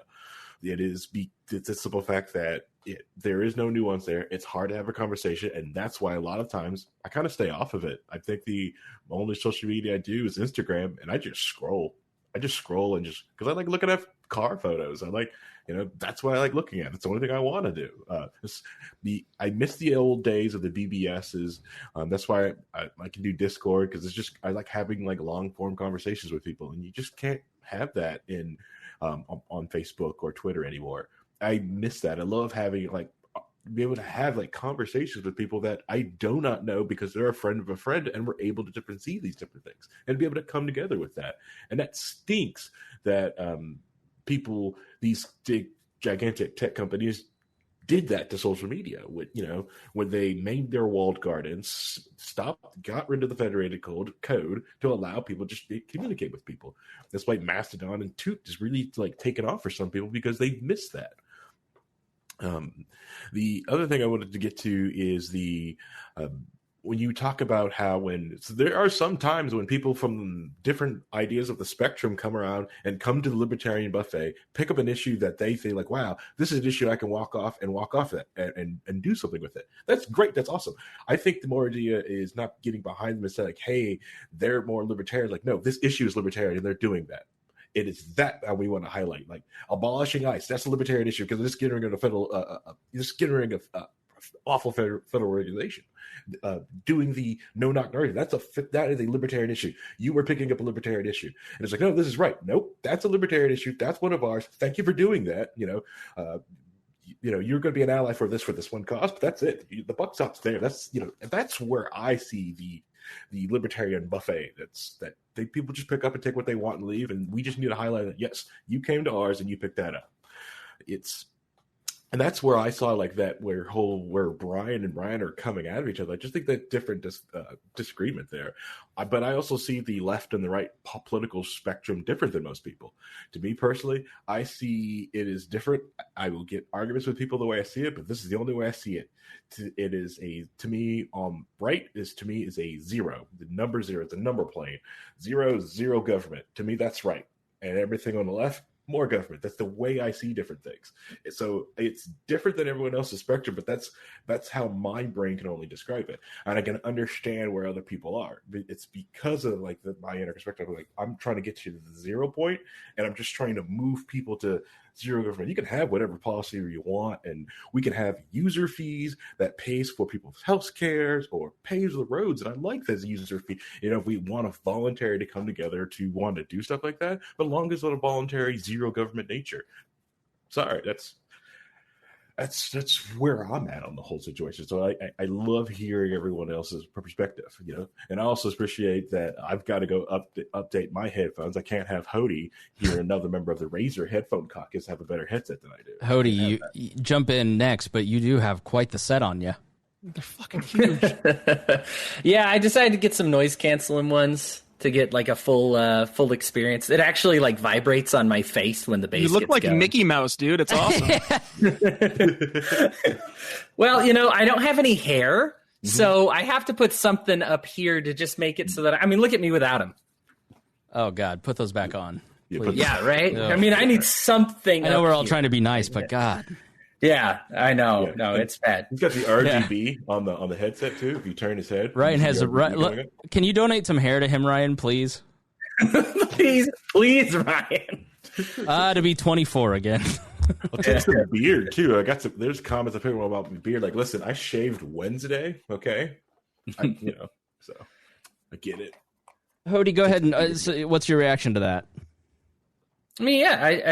I agree with what Harry said. I think we all just come from different perspectives, and we need to just do a better job of going out of our way to understand people that think differently than us. We need to make time for it. We need to make an effort for it. And here's the thing is if you think you understand more about it, if you think about the environment, but you don't care about it more than somebody else, it's a matter of you not understanding enough about the environment not actually mattering. Like you can say, I have it in perspective, and that person is just so whack. They care about this so passionately. Look, let's take the politics out of it for a second. If somebody's talking about the perfect craft beer, right? And they're like, oh man, here's what I love about it. And here's these little intricacies, and there's temperature to talk about, and hops and malt, and just all these different aspects of it to make that perfect craft beer. Usually a lot of people get on board with that and say every single part of that process was so critical. The kind of water that you use, the kind of the color of the bottle actually has a taste on the beer, right? Like there's so many different things that factor in when you make craft beer. And we say, man, all those little parts are so cool. Now let's think about something like the environment or the economy, or just a very specific subject like monetary supply or global warming. Now, a lot of people are just like, I don't know, a bunch of scientists study that stuff and they're all way above my pay grade, which is true, but it's not an excuse for ignorance, right? You should still at least be able to listen to these scientists that have dedicated years to their subject. Most of them have written a book. Most of those books are like 6 hours long. Do you have 6 hours to listen to something that somebody has dedicated 30 years of exhaustive research towards when they say, here's the message that I want to get to you right now. I mean, we are in an age that we should not take for granted when we can say, man, I can learn everything that somebody learned about atmospheric pressure or quantitative easing, right? To go back to what we were talking about earlier, right? It might not be your favorite subject, but it'll help you relate to so many more people once you understand it. And it'll help round out your philosophy once you understand it all the more. I used to just be I never denied global warming, but I underestimated its issues. And then I actually had a friend that I worked with way back when I worked at the bank. And I developed a friendship with her, and she studied entomology, right? Little insects up in the mountains. And she's like, hey, look, here's the thing. Have things changed only a couple of degrees? Yes. That extends the duration of the summer here in Utah by this amount. As a result, these types of bugs, because we're human beings, we can adjust to temperatures. I mean, some people live in like negative 30-degree temperatures and then 110-degree temperatures all year long. That's not the case on the microbial level, right? And these little insects, right? And so she says, we've actually lost these insects. They don't live here anymore because of this. I'm like, man, I didn't even think about that. And that affected the birds. And then the birds not being around affected, just all these other different things. And I came to understand it more. Now, my real passion is economics. I love books. I'll read books by Karl Marx or Adam Smith, all the same. And I eat up every little bit of it. And I used to think my root in liberty was for a while kind of based in that. And then I was like, man, my perspective is so off because I just say, yeah, your stupid global warming stuff doesn't matter all that much. And then when you learn more, you care more. So I guess I'm building on what Harry said here, but yeah, learn more and care more. And I think that those things are inextricably tied together because you won't say something flippant if you at least understand something that somebody has dedicated 30 years of their life towards. Yeah. I dislike Karl Marx, but I probably won't say anything flippant about him because I have learned and understood and walked in his shoes, and I get where he was coming from. I also understand enough by other people who dedicated 30 years of their life to a subject why he's very wrong. But I at least am able to say, hey, look, I get where you're coming from. Here's a different opinion on that subject, which is much more effective than Karl Marx, dumb. He's very stupid. Hungry Santa. Yeah. Well, so the internet, then I've said this before, like you spend weeks working on something, reading a book, writing a book. You can be a 30-year expert in a subject, post about your epidemiological experience, and then the internet will give you somebody that spent 0.02 seconds thinking about it going, nah. Like the most current example is, and this is where I think people need to be very aware of propaganda and its effect on people because we're highly persuadable. The military, so Trump allegedly, according to The Atlantic and Jeffrey Goldberg, wrote an article where he had 4 sources who heard Donald Trump say that he didn't want to go honor those quote unquote losers that died in World War I on the 100th anniversary in France. Now, Jeffrey Goldberg, if you buy into the propaganda that all media is lying to you except the media that you like, then you don't understand who Jeffrey Goldberg is or the editorial process that went through or the credibility that he and The Atlantic have, and you are de facto accepting the credibility of Donald Trump. Now, I look at it and I look at this situation and I go, why does Donald Trump have more credibility in the minds of some people than Jeffrey Goldberg? I personally trust Jeffrey Goldberg more than I trust Donald Trump. But I also recognize that Jeffrey Goldberg probably doesn't like Donald Trump, but he's probably not making it up. John Kelly is allegedly the source of it, who does have an axe to grind, and Goldberg may have just reported what Kelly said he said, right? So if you don't understand journalism, if you don't understand the individual motivations of all these people, and you just wholesale buy, and this is where I've gone wrong, I've bought into the idea that all the media is wrong and corrupt.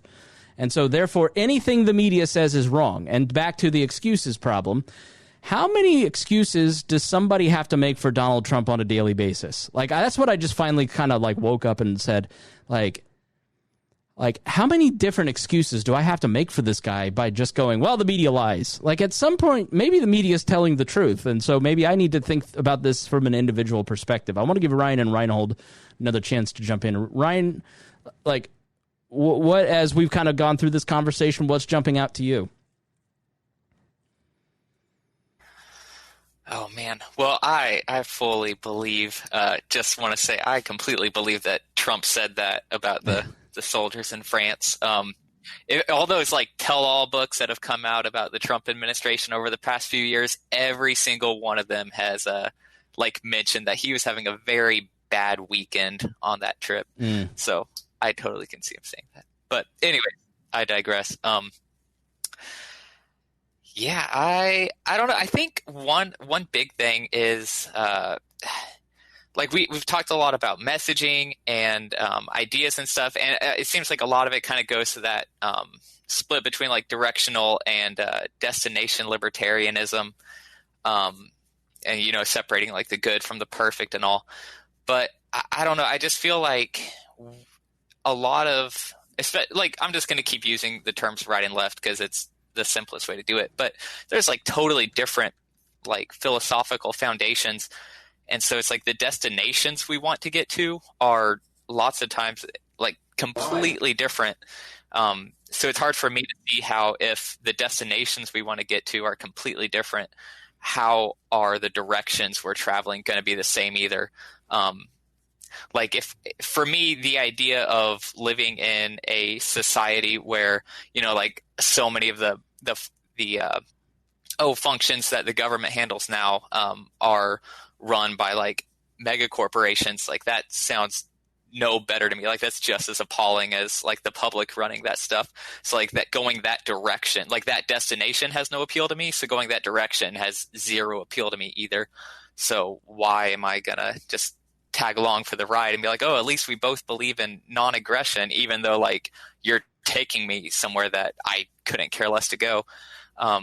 So yeah, and that's something else I feel like is the a lot of libertarianism. It seems like it's all about the tactics. Like regardless of what you believe or what your end goal is, you're saying like I'm not going to use state force to get there.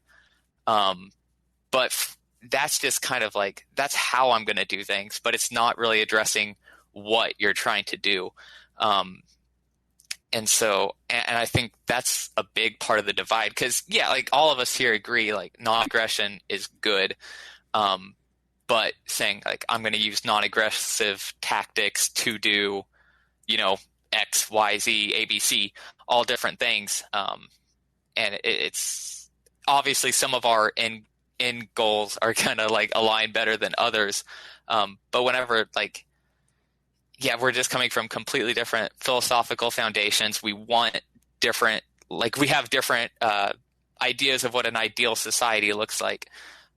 So I don't know. I guess I'm concerned or kind of skeptical of the idea that just accepting non-aggression as good is enough to really like hold a movement together.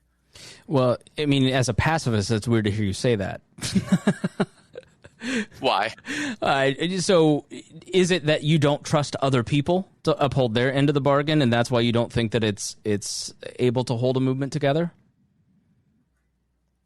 No, it's almost the opposite. It's like that whenever somebody tells me like, their ideal world is, well, okay, it's not a straw man because these people do exist, but it's an extreme example of whenever somebody tells me like, yeah, I don't want to use government force to do this at all, but my ideal world like is a completely, white Christian heterosexual community surrounded by a massive wall where we only let people in and out, who everybody in the community consents to, but we're not going to use government to do it. It's like, well, like, sure, like that's non-aggressive. You're a libertarian. But it's like, I don't want to go to that destination, so I'm not going to tag along or help you get there. So whenever they're telling me like that their end game is like, they don't want to use aggressive, but they do want to have like a very like conservative or right leaning end game. It's like, I believe them, and I don't want to go there with them. So, but isn't that the beauty of the libertarian message, is that there will be and are different communities in a libertarian world where you aren't forced to live in that. You don't have to live under the Bush regime. You can live under whatever regime you want in a libertarian society. Yeah, I mean, yeah, and that's not, but I guess wouldn't, like the Bush regime, sure, you don't have to live under that in a libertarian society, but wouldn't it be better if it just didn't exist? Like, but that's not possible. That's sort of where my critique of the far left or far right, like if you're a dominionist or a Kennanism person, where you want to build a white racial society, it's like you can't eradicate people of color. You can't eradicate anybody. Like you Ryan, can't eradicate the idea that there will be communities that you find grotesque, and there are communities that will find you grotesque. It's just that you have agreed to leave each other alone. You know, like that, and that's, in my mind, one of the most beautiful things about libertarianism, is that you have taken away the power of the state to use as a weapon against each other. Now, you can persuade people to not live that lifestyle, but you can't force anybody to not live that way. Yeah, but I agree. Like, don't use the force of the state to try to eradicate those communities. But at the same time, I don't think you have to just quietly tolerate them either. Like, if there's like, let's just imagine we're in this libertarian society where there's a ton of different communities and it's all voluntary, and there's a community who is, like, you know, actively like oppressing LGBT people or black people, or, you know, choose whatever group you want. Yeah, don't use state force against them, but at the same time, like, you shouldn't want that community to exist either. Like, that community needs to change. But I think this is the part where the left loses everybody else, is that why are you the arbiter of how other people ought to live? I mean, I feel like I don't know. We're all we all have ideas of how people should live. You know, you can say you don't, but you do. We all have ideas of how people should live, even if we're not willing to use force to put that on other people. And if it's like, why shouldn't you advocate for that? Like, I don't think there should be communities that, you know, oppress gay people or oppress black people, or, you know, oppress homeless people. So why shouldn't I say those communities are wrong? And is your argument that you find that inherently oppressive? So a community that actively excludes gay people and punishes them for being gay, that's a tyrannical system somewhat. And so it shouldn't exist? Is that the argument that you're making? Yeah, we could say that. But if it's really quick, if it's voluntary, I'm confused though, because wouldn't those people not be they wouldn't be forced to be a part of those communities then? Am I missing something here? I mean, yeah, I think you are, because let's say it's just like a privately owned community, and, you know, you got, obviously people are going to be born and stuff, and like, let's say you have a private community and they have a rule like no gay people can live there, and then a gay person is born there.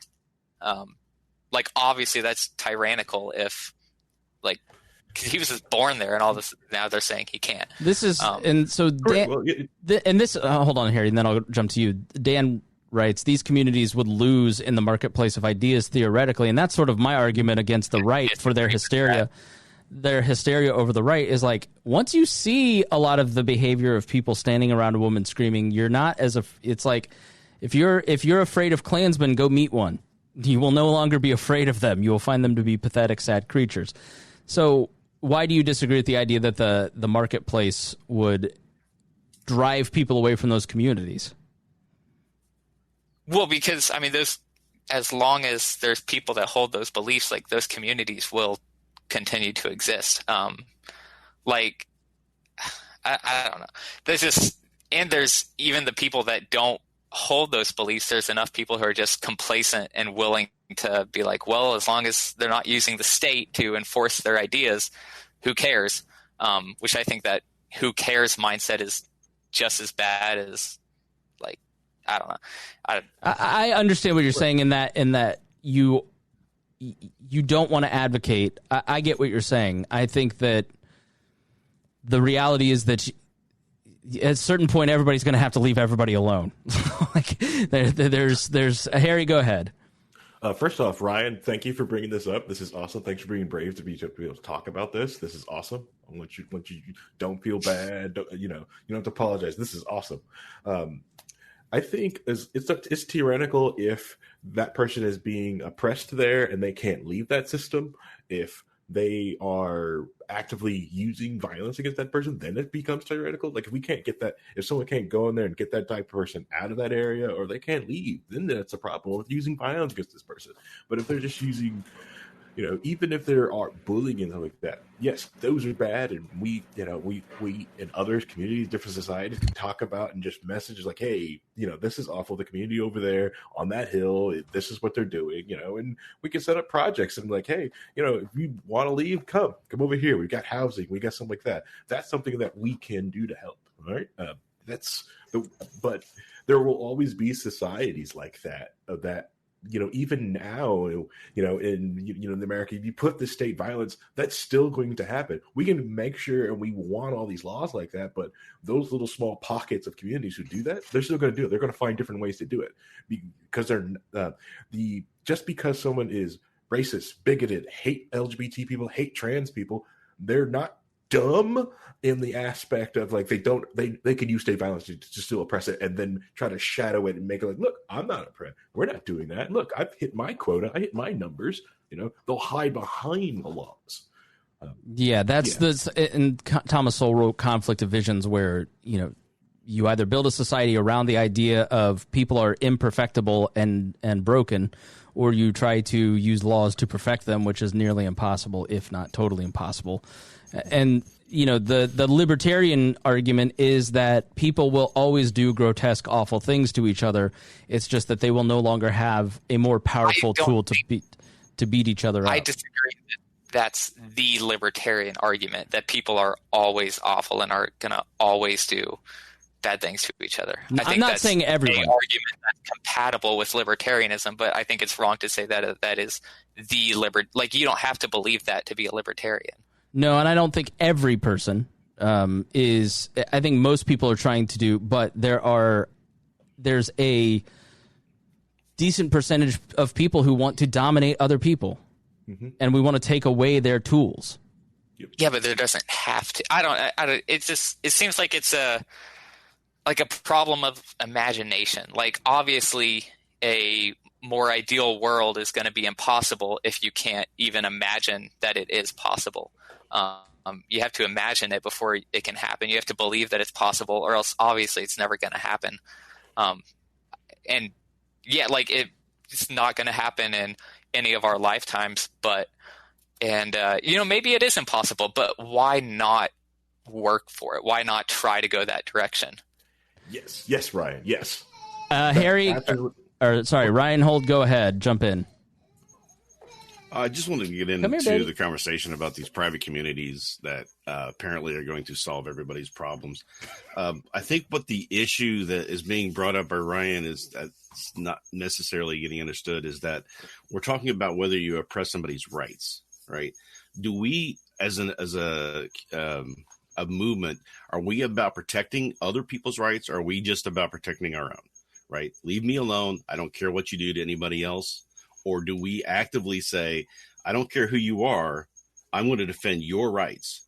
So if you get into a community where somebody is oppressing you or trying to violate your rights, even though it's a voluntary community that you're in, is that a concern? And what I also find interesting is that a lot of people who claim that they are for property rights, and that's the whole embodiment of libertarianism, which I completely disagree with. But there are people who think that property rights is libertarianism, libertarianism is property rights. Everything comes from that, and that's the way it is, right? That's, in my opinion, wrong. But there are people who believe that, who then go on to say we should have these private communities. Well, when you get into those private communities, you lose your property rights. You are now a feudal situation. You're a feudal system where if you somehow go against the community, you wake up one day and say, I don't agree with this anymore. I don't think that this should be this way anymore. You now have to move. You will be forced to leave your house and your property that you built just because you changed your mind on an issue. Right. So how is that in any way a property right? The community owns your property and is letting you live there. Right. So how is that any different than like an HOA that we have in the United States, or the government owning the land and requiring you to pay property taxes? It's not your property at that point. You don't have control over it. So why give that up? If you're somebody who believes in property rights, why do you believe these community things are going to work that way? So we either say that in the United States, let's say the whole country decides to go this route and we get rid of government, we still need some mechanism to protect individual rights across all of these different communities, or what are we doing? So is your solution then the night watchman state? You have to have some level of government to remit justice? There will always be government. I don't understand this idea that we somehow are not going to have government. We may not call it government, but it will exist because human nature wants it to exist, because human nature wants rules and wants them to be enforced. And when you have rules and they're enforced, you have a government. You can say it's private industry, or private police and that sort of thing, but you still have to have some sort of mechanism where multiple people decide on the rules that are applied to the whole group. Right. Exactly. That really quick. Brian and Hodey. So that exactly goes to where we started this entire conversation today. Mm-hmm. So if we're going to have a society where these rules exist, then I think it would behoove us, to go ahead and work with those people who agree with us on those issues, who are going to be putting the rules in place. And therefore, that's why I think it does go in our favor to put our best foot forward, to not just be incendiary for the sake of being incendiary, and to build those positive relationships with people like Rand Paul, like Alexandria Ocasio-Cortez. Ignore the white noise of the people out there who are going to disagree with us anyways, because we're not talking to them. Instead, be the change we wish to see. And I mean, I don't know what more we really need to say than that, because if we're going to acknowledge, like we just did, that these private communities are going to have some type of government, be it a state-run government or otherwise, then we would want at least to have the people who are in those positions of making those rules for those societies at least be libertarian leaning. No? So I think, again, it goes back to my main point. Build bridges. Stop tossing these random stupid grenades like that really serve no purpose. Challenge people when they deserve to be challenged. But otherwise, like we are not in a position to be just being divisive for the sake of being divisive. But now you're asking people to be perfect I'm not. In order to, but see, somebody made a mistake, and now the whole LP community has gone completely bombastic. Instead of just addressing it to the LNC, say, hey, LNC, this isn't right. Send them an email. It's not like we don't know who they are, and there aren't people who are going to respond. I did. I was one of two people who messaged Joe. He told me that. I was one of two people who messaged him privately. Right. You did the right thing, though. What I'm saying is that so many people who are supposedly the greatest bringers in of people in the community ever decided to blow it up and make it a big deal. Great, but I'm not saying that. That's the point. I'm not making that argument. My argument is that if we're actually trying to do this thing that we're talking about, and that is find some solutions where we can get some solutions enacted. And I think, are we not all on the same page that ending no-knock warrants would put America in a better spot, like objectively speaking? And if that's the case, then why are we looking at this example specifically? And again, I think we have to be laser focused on what we're talking about. This specific example with Rand Paul that I've been harping on is that is our mission. We are actually helping real life people with Rand Paul leading the charge and writing the Breonna Taylor bill, right? That is an objective good. And I don't see the positive outcome from a libertarian policy perspective in terms of actually bring our society into a better place by going after the person who is an ally on this fundamental issue. Going back, I forget, I think it was Hodey who brought it up, right? If we're having, it was Harry, I'm sorry, the a la carte mentality, right? If we have these people who agree with us on criminal justice, so more people like Ryan's side, right? On the left, I encourage them to look at Rand as a positive ally in that world. I don't want them to look at Rand as the guy who supports Trump on XYZ issue. I want them to look at Rand as the guy who supports criminal justice reform. I want them to look at Rand as the guy that they can work with on trying to end foreign conflicts.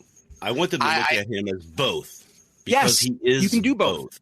That's the thing, is that we can say he's wrong in his reaction to what happened without saying that it's right that it happened to him. Right. I don't agree that those people should have done what they did, but I also don't agree with his response. And that his response is, to me, much worse because he is in that position of power where he could get that pushed through and he could get it enacted. Ryan, we have to say no to that.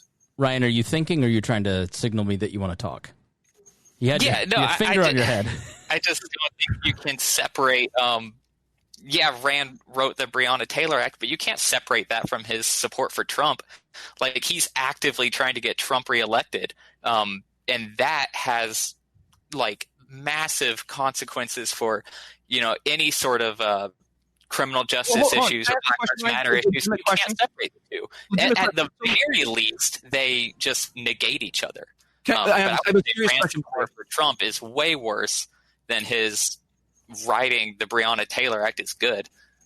Can I ask you a question, like a serious question? So, like, in that exact kind of scenario, right, would Bernie Sanders supporting Joe Biden enthusiastically mean that we can't look objectively at Bernie Sanders and the things that he does positive and negative, despite him supporting supporting Joe Biden and his past history of voting for like the 1994 crime bill or voting for the Iraq war? Does that same logic apply now?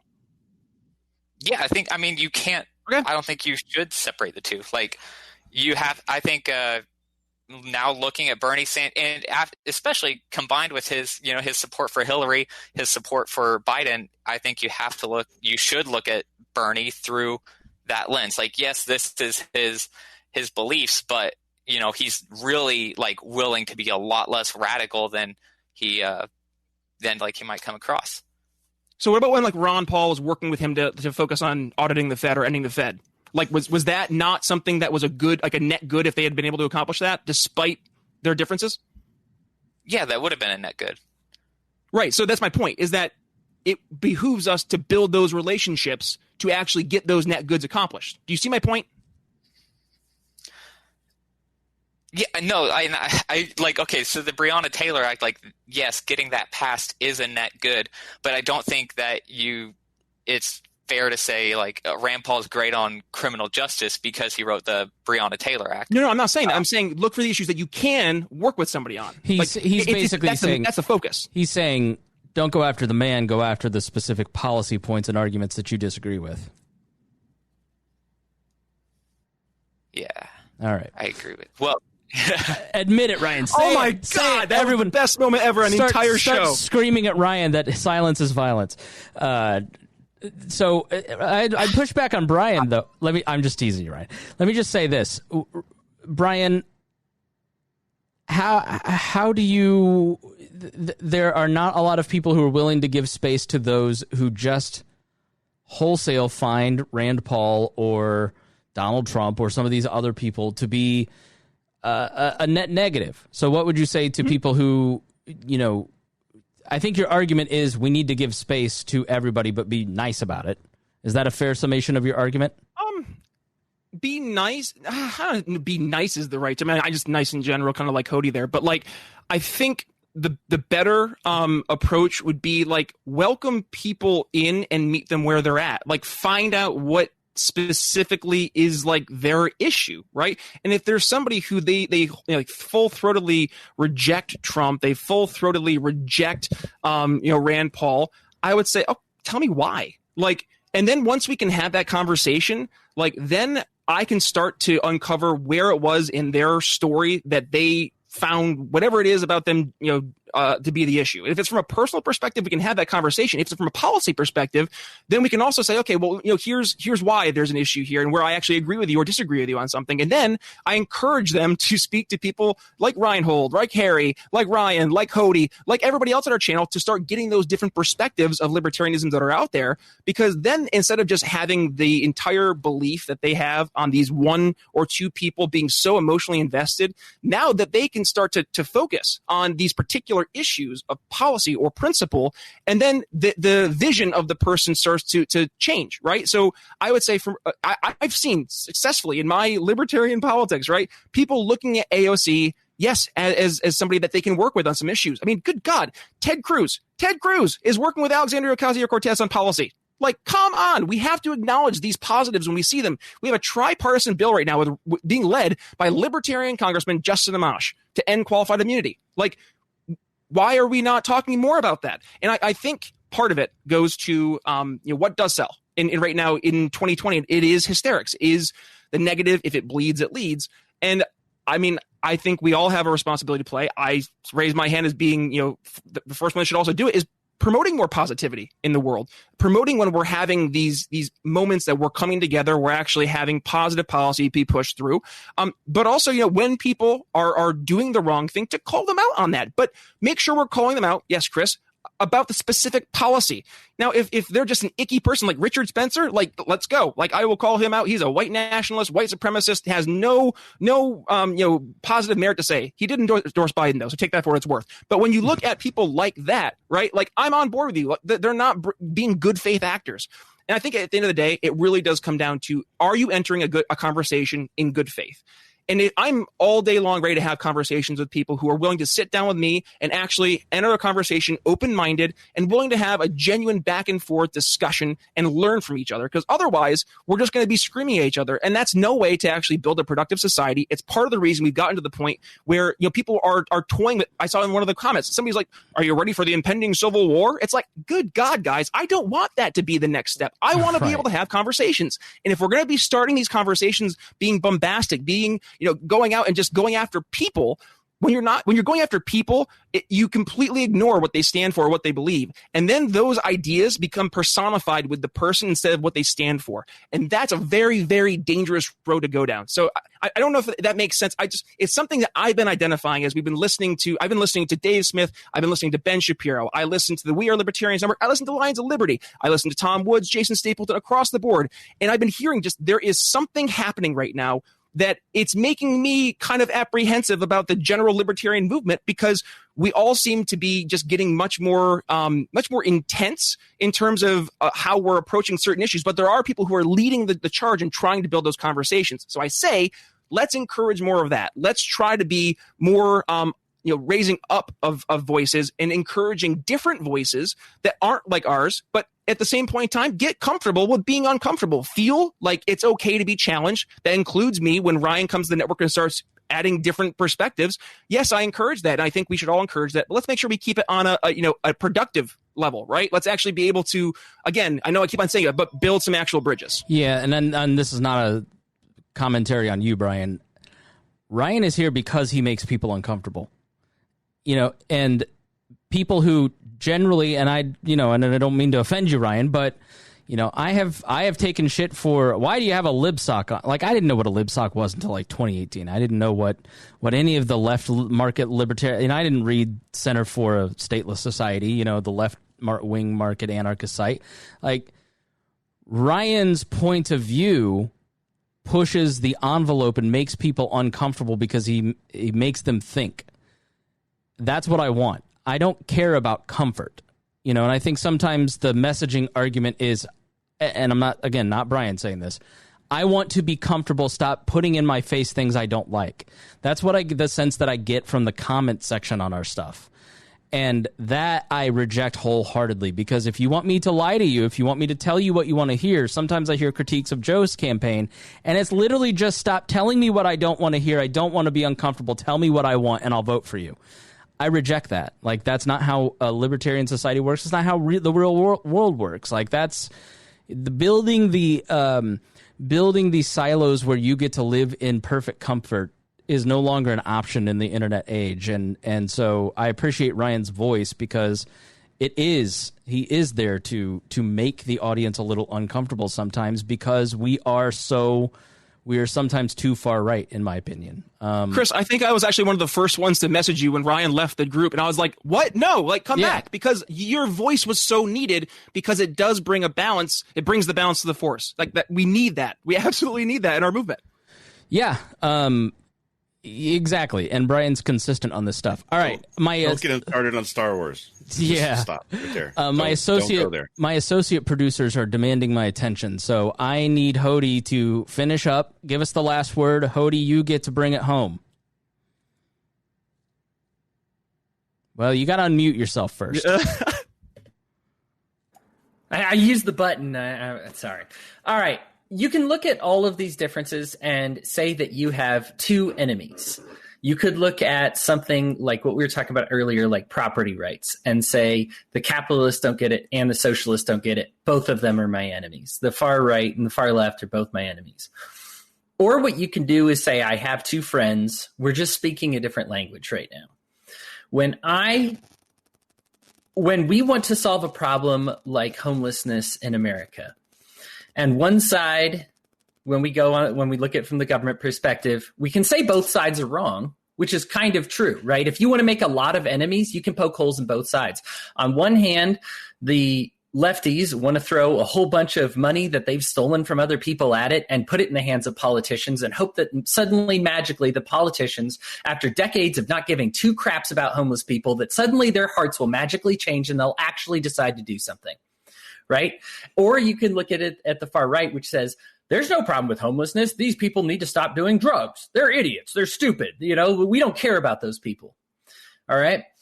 That's one way to view it. And in that case, if you decide that that's the lens with which you want to look at the world, you will always have two enemies.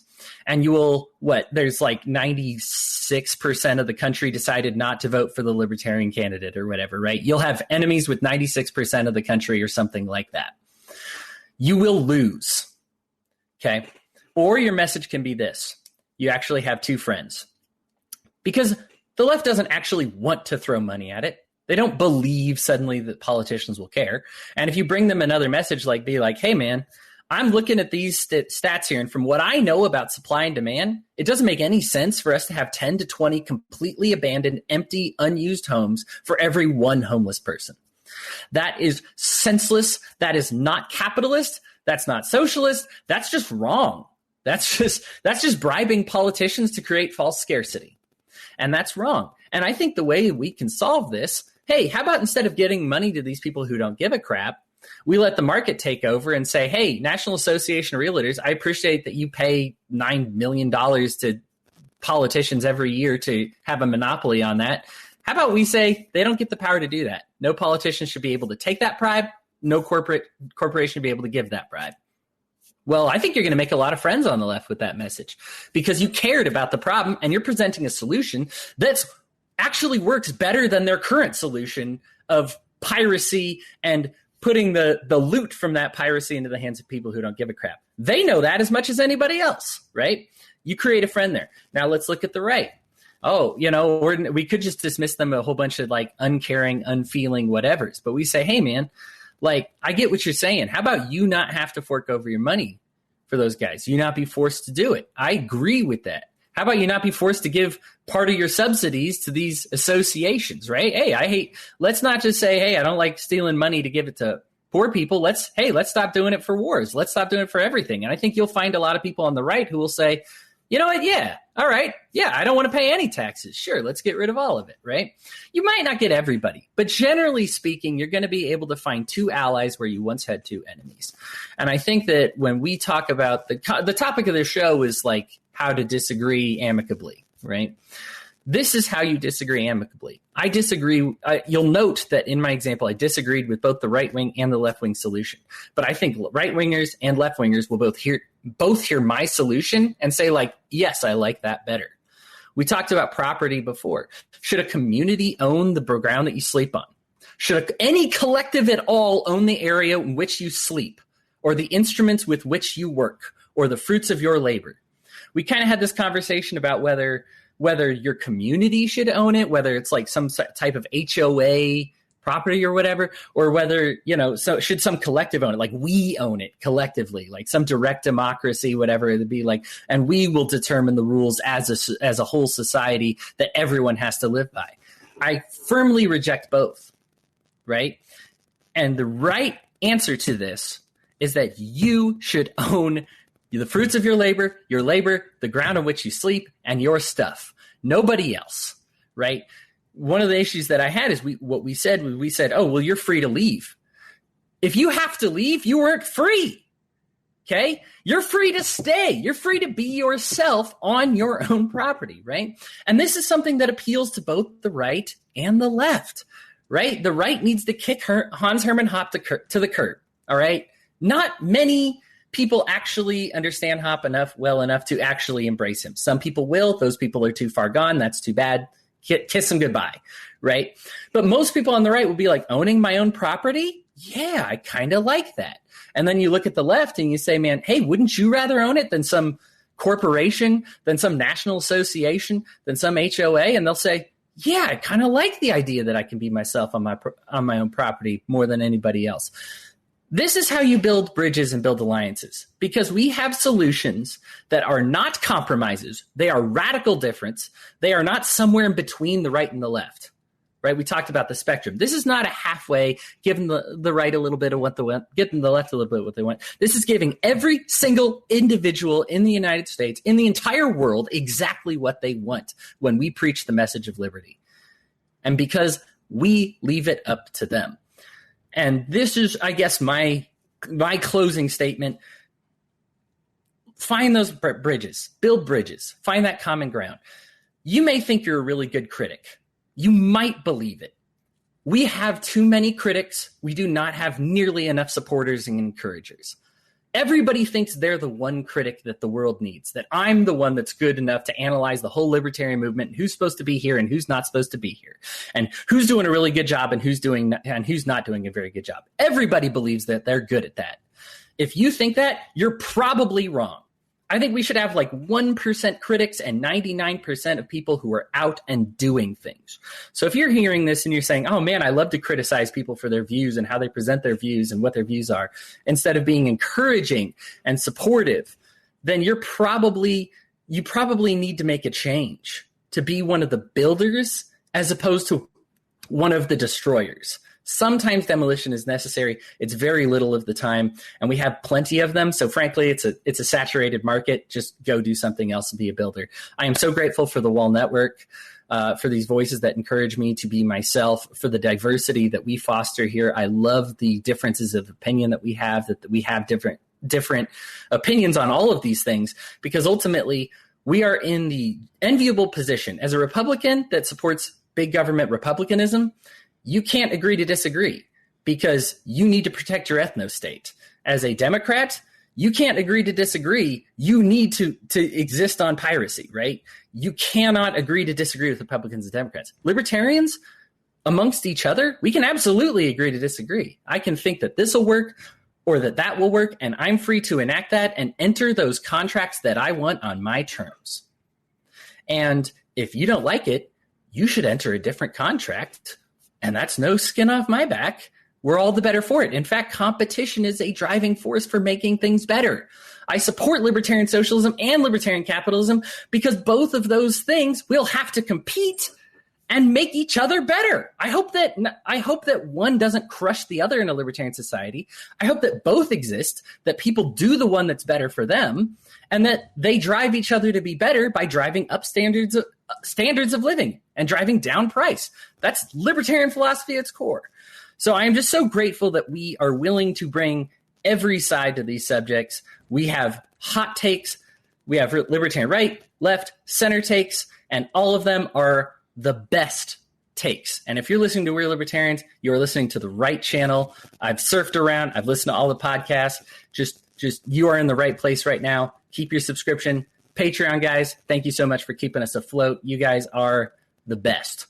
And I love you all. All right. Hodey. Well, everybody, make sure that you listen to the Brian Nichols Show on the We Are Libertarians Network. Follow everybody on the network, and we appreciate all of you listening, especially our patrons. He mentioned our patrons, our $100 a month patrons are Anthony Meyer, Brad Tracy, Ed Brehop, Jason Doolittle, Jeff Bennett, Christy Avery, Matthew Durbin, and Rhinehold. Thank you so much for keeping this ship afloat. Without you, we couldn't host great shows like the Brian Nichols Show or do many of the things that were on the run with Remzo Martinez or Gingerarchy. Tricia Stewart, was supposed to be here today, but she doesn't care enough about libertarianism or you to be here, quite frankly. Which is very sad. All right, I'm sorry I was divisive and bomb throwing there. Brian will yell at me off air later. All right, guys, thank you so much, and we will see you again next week.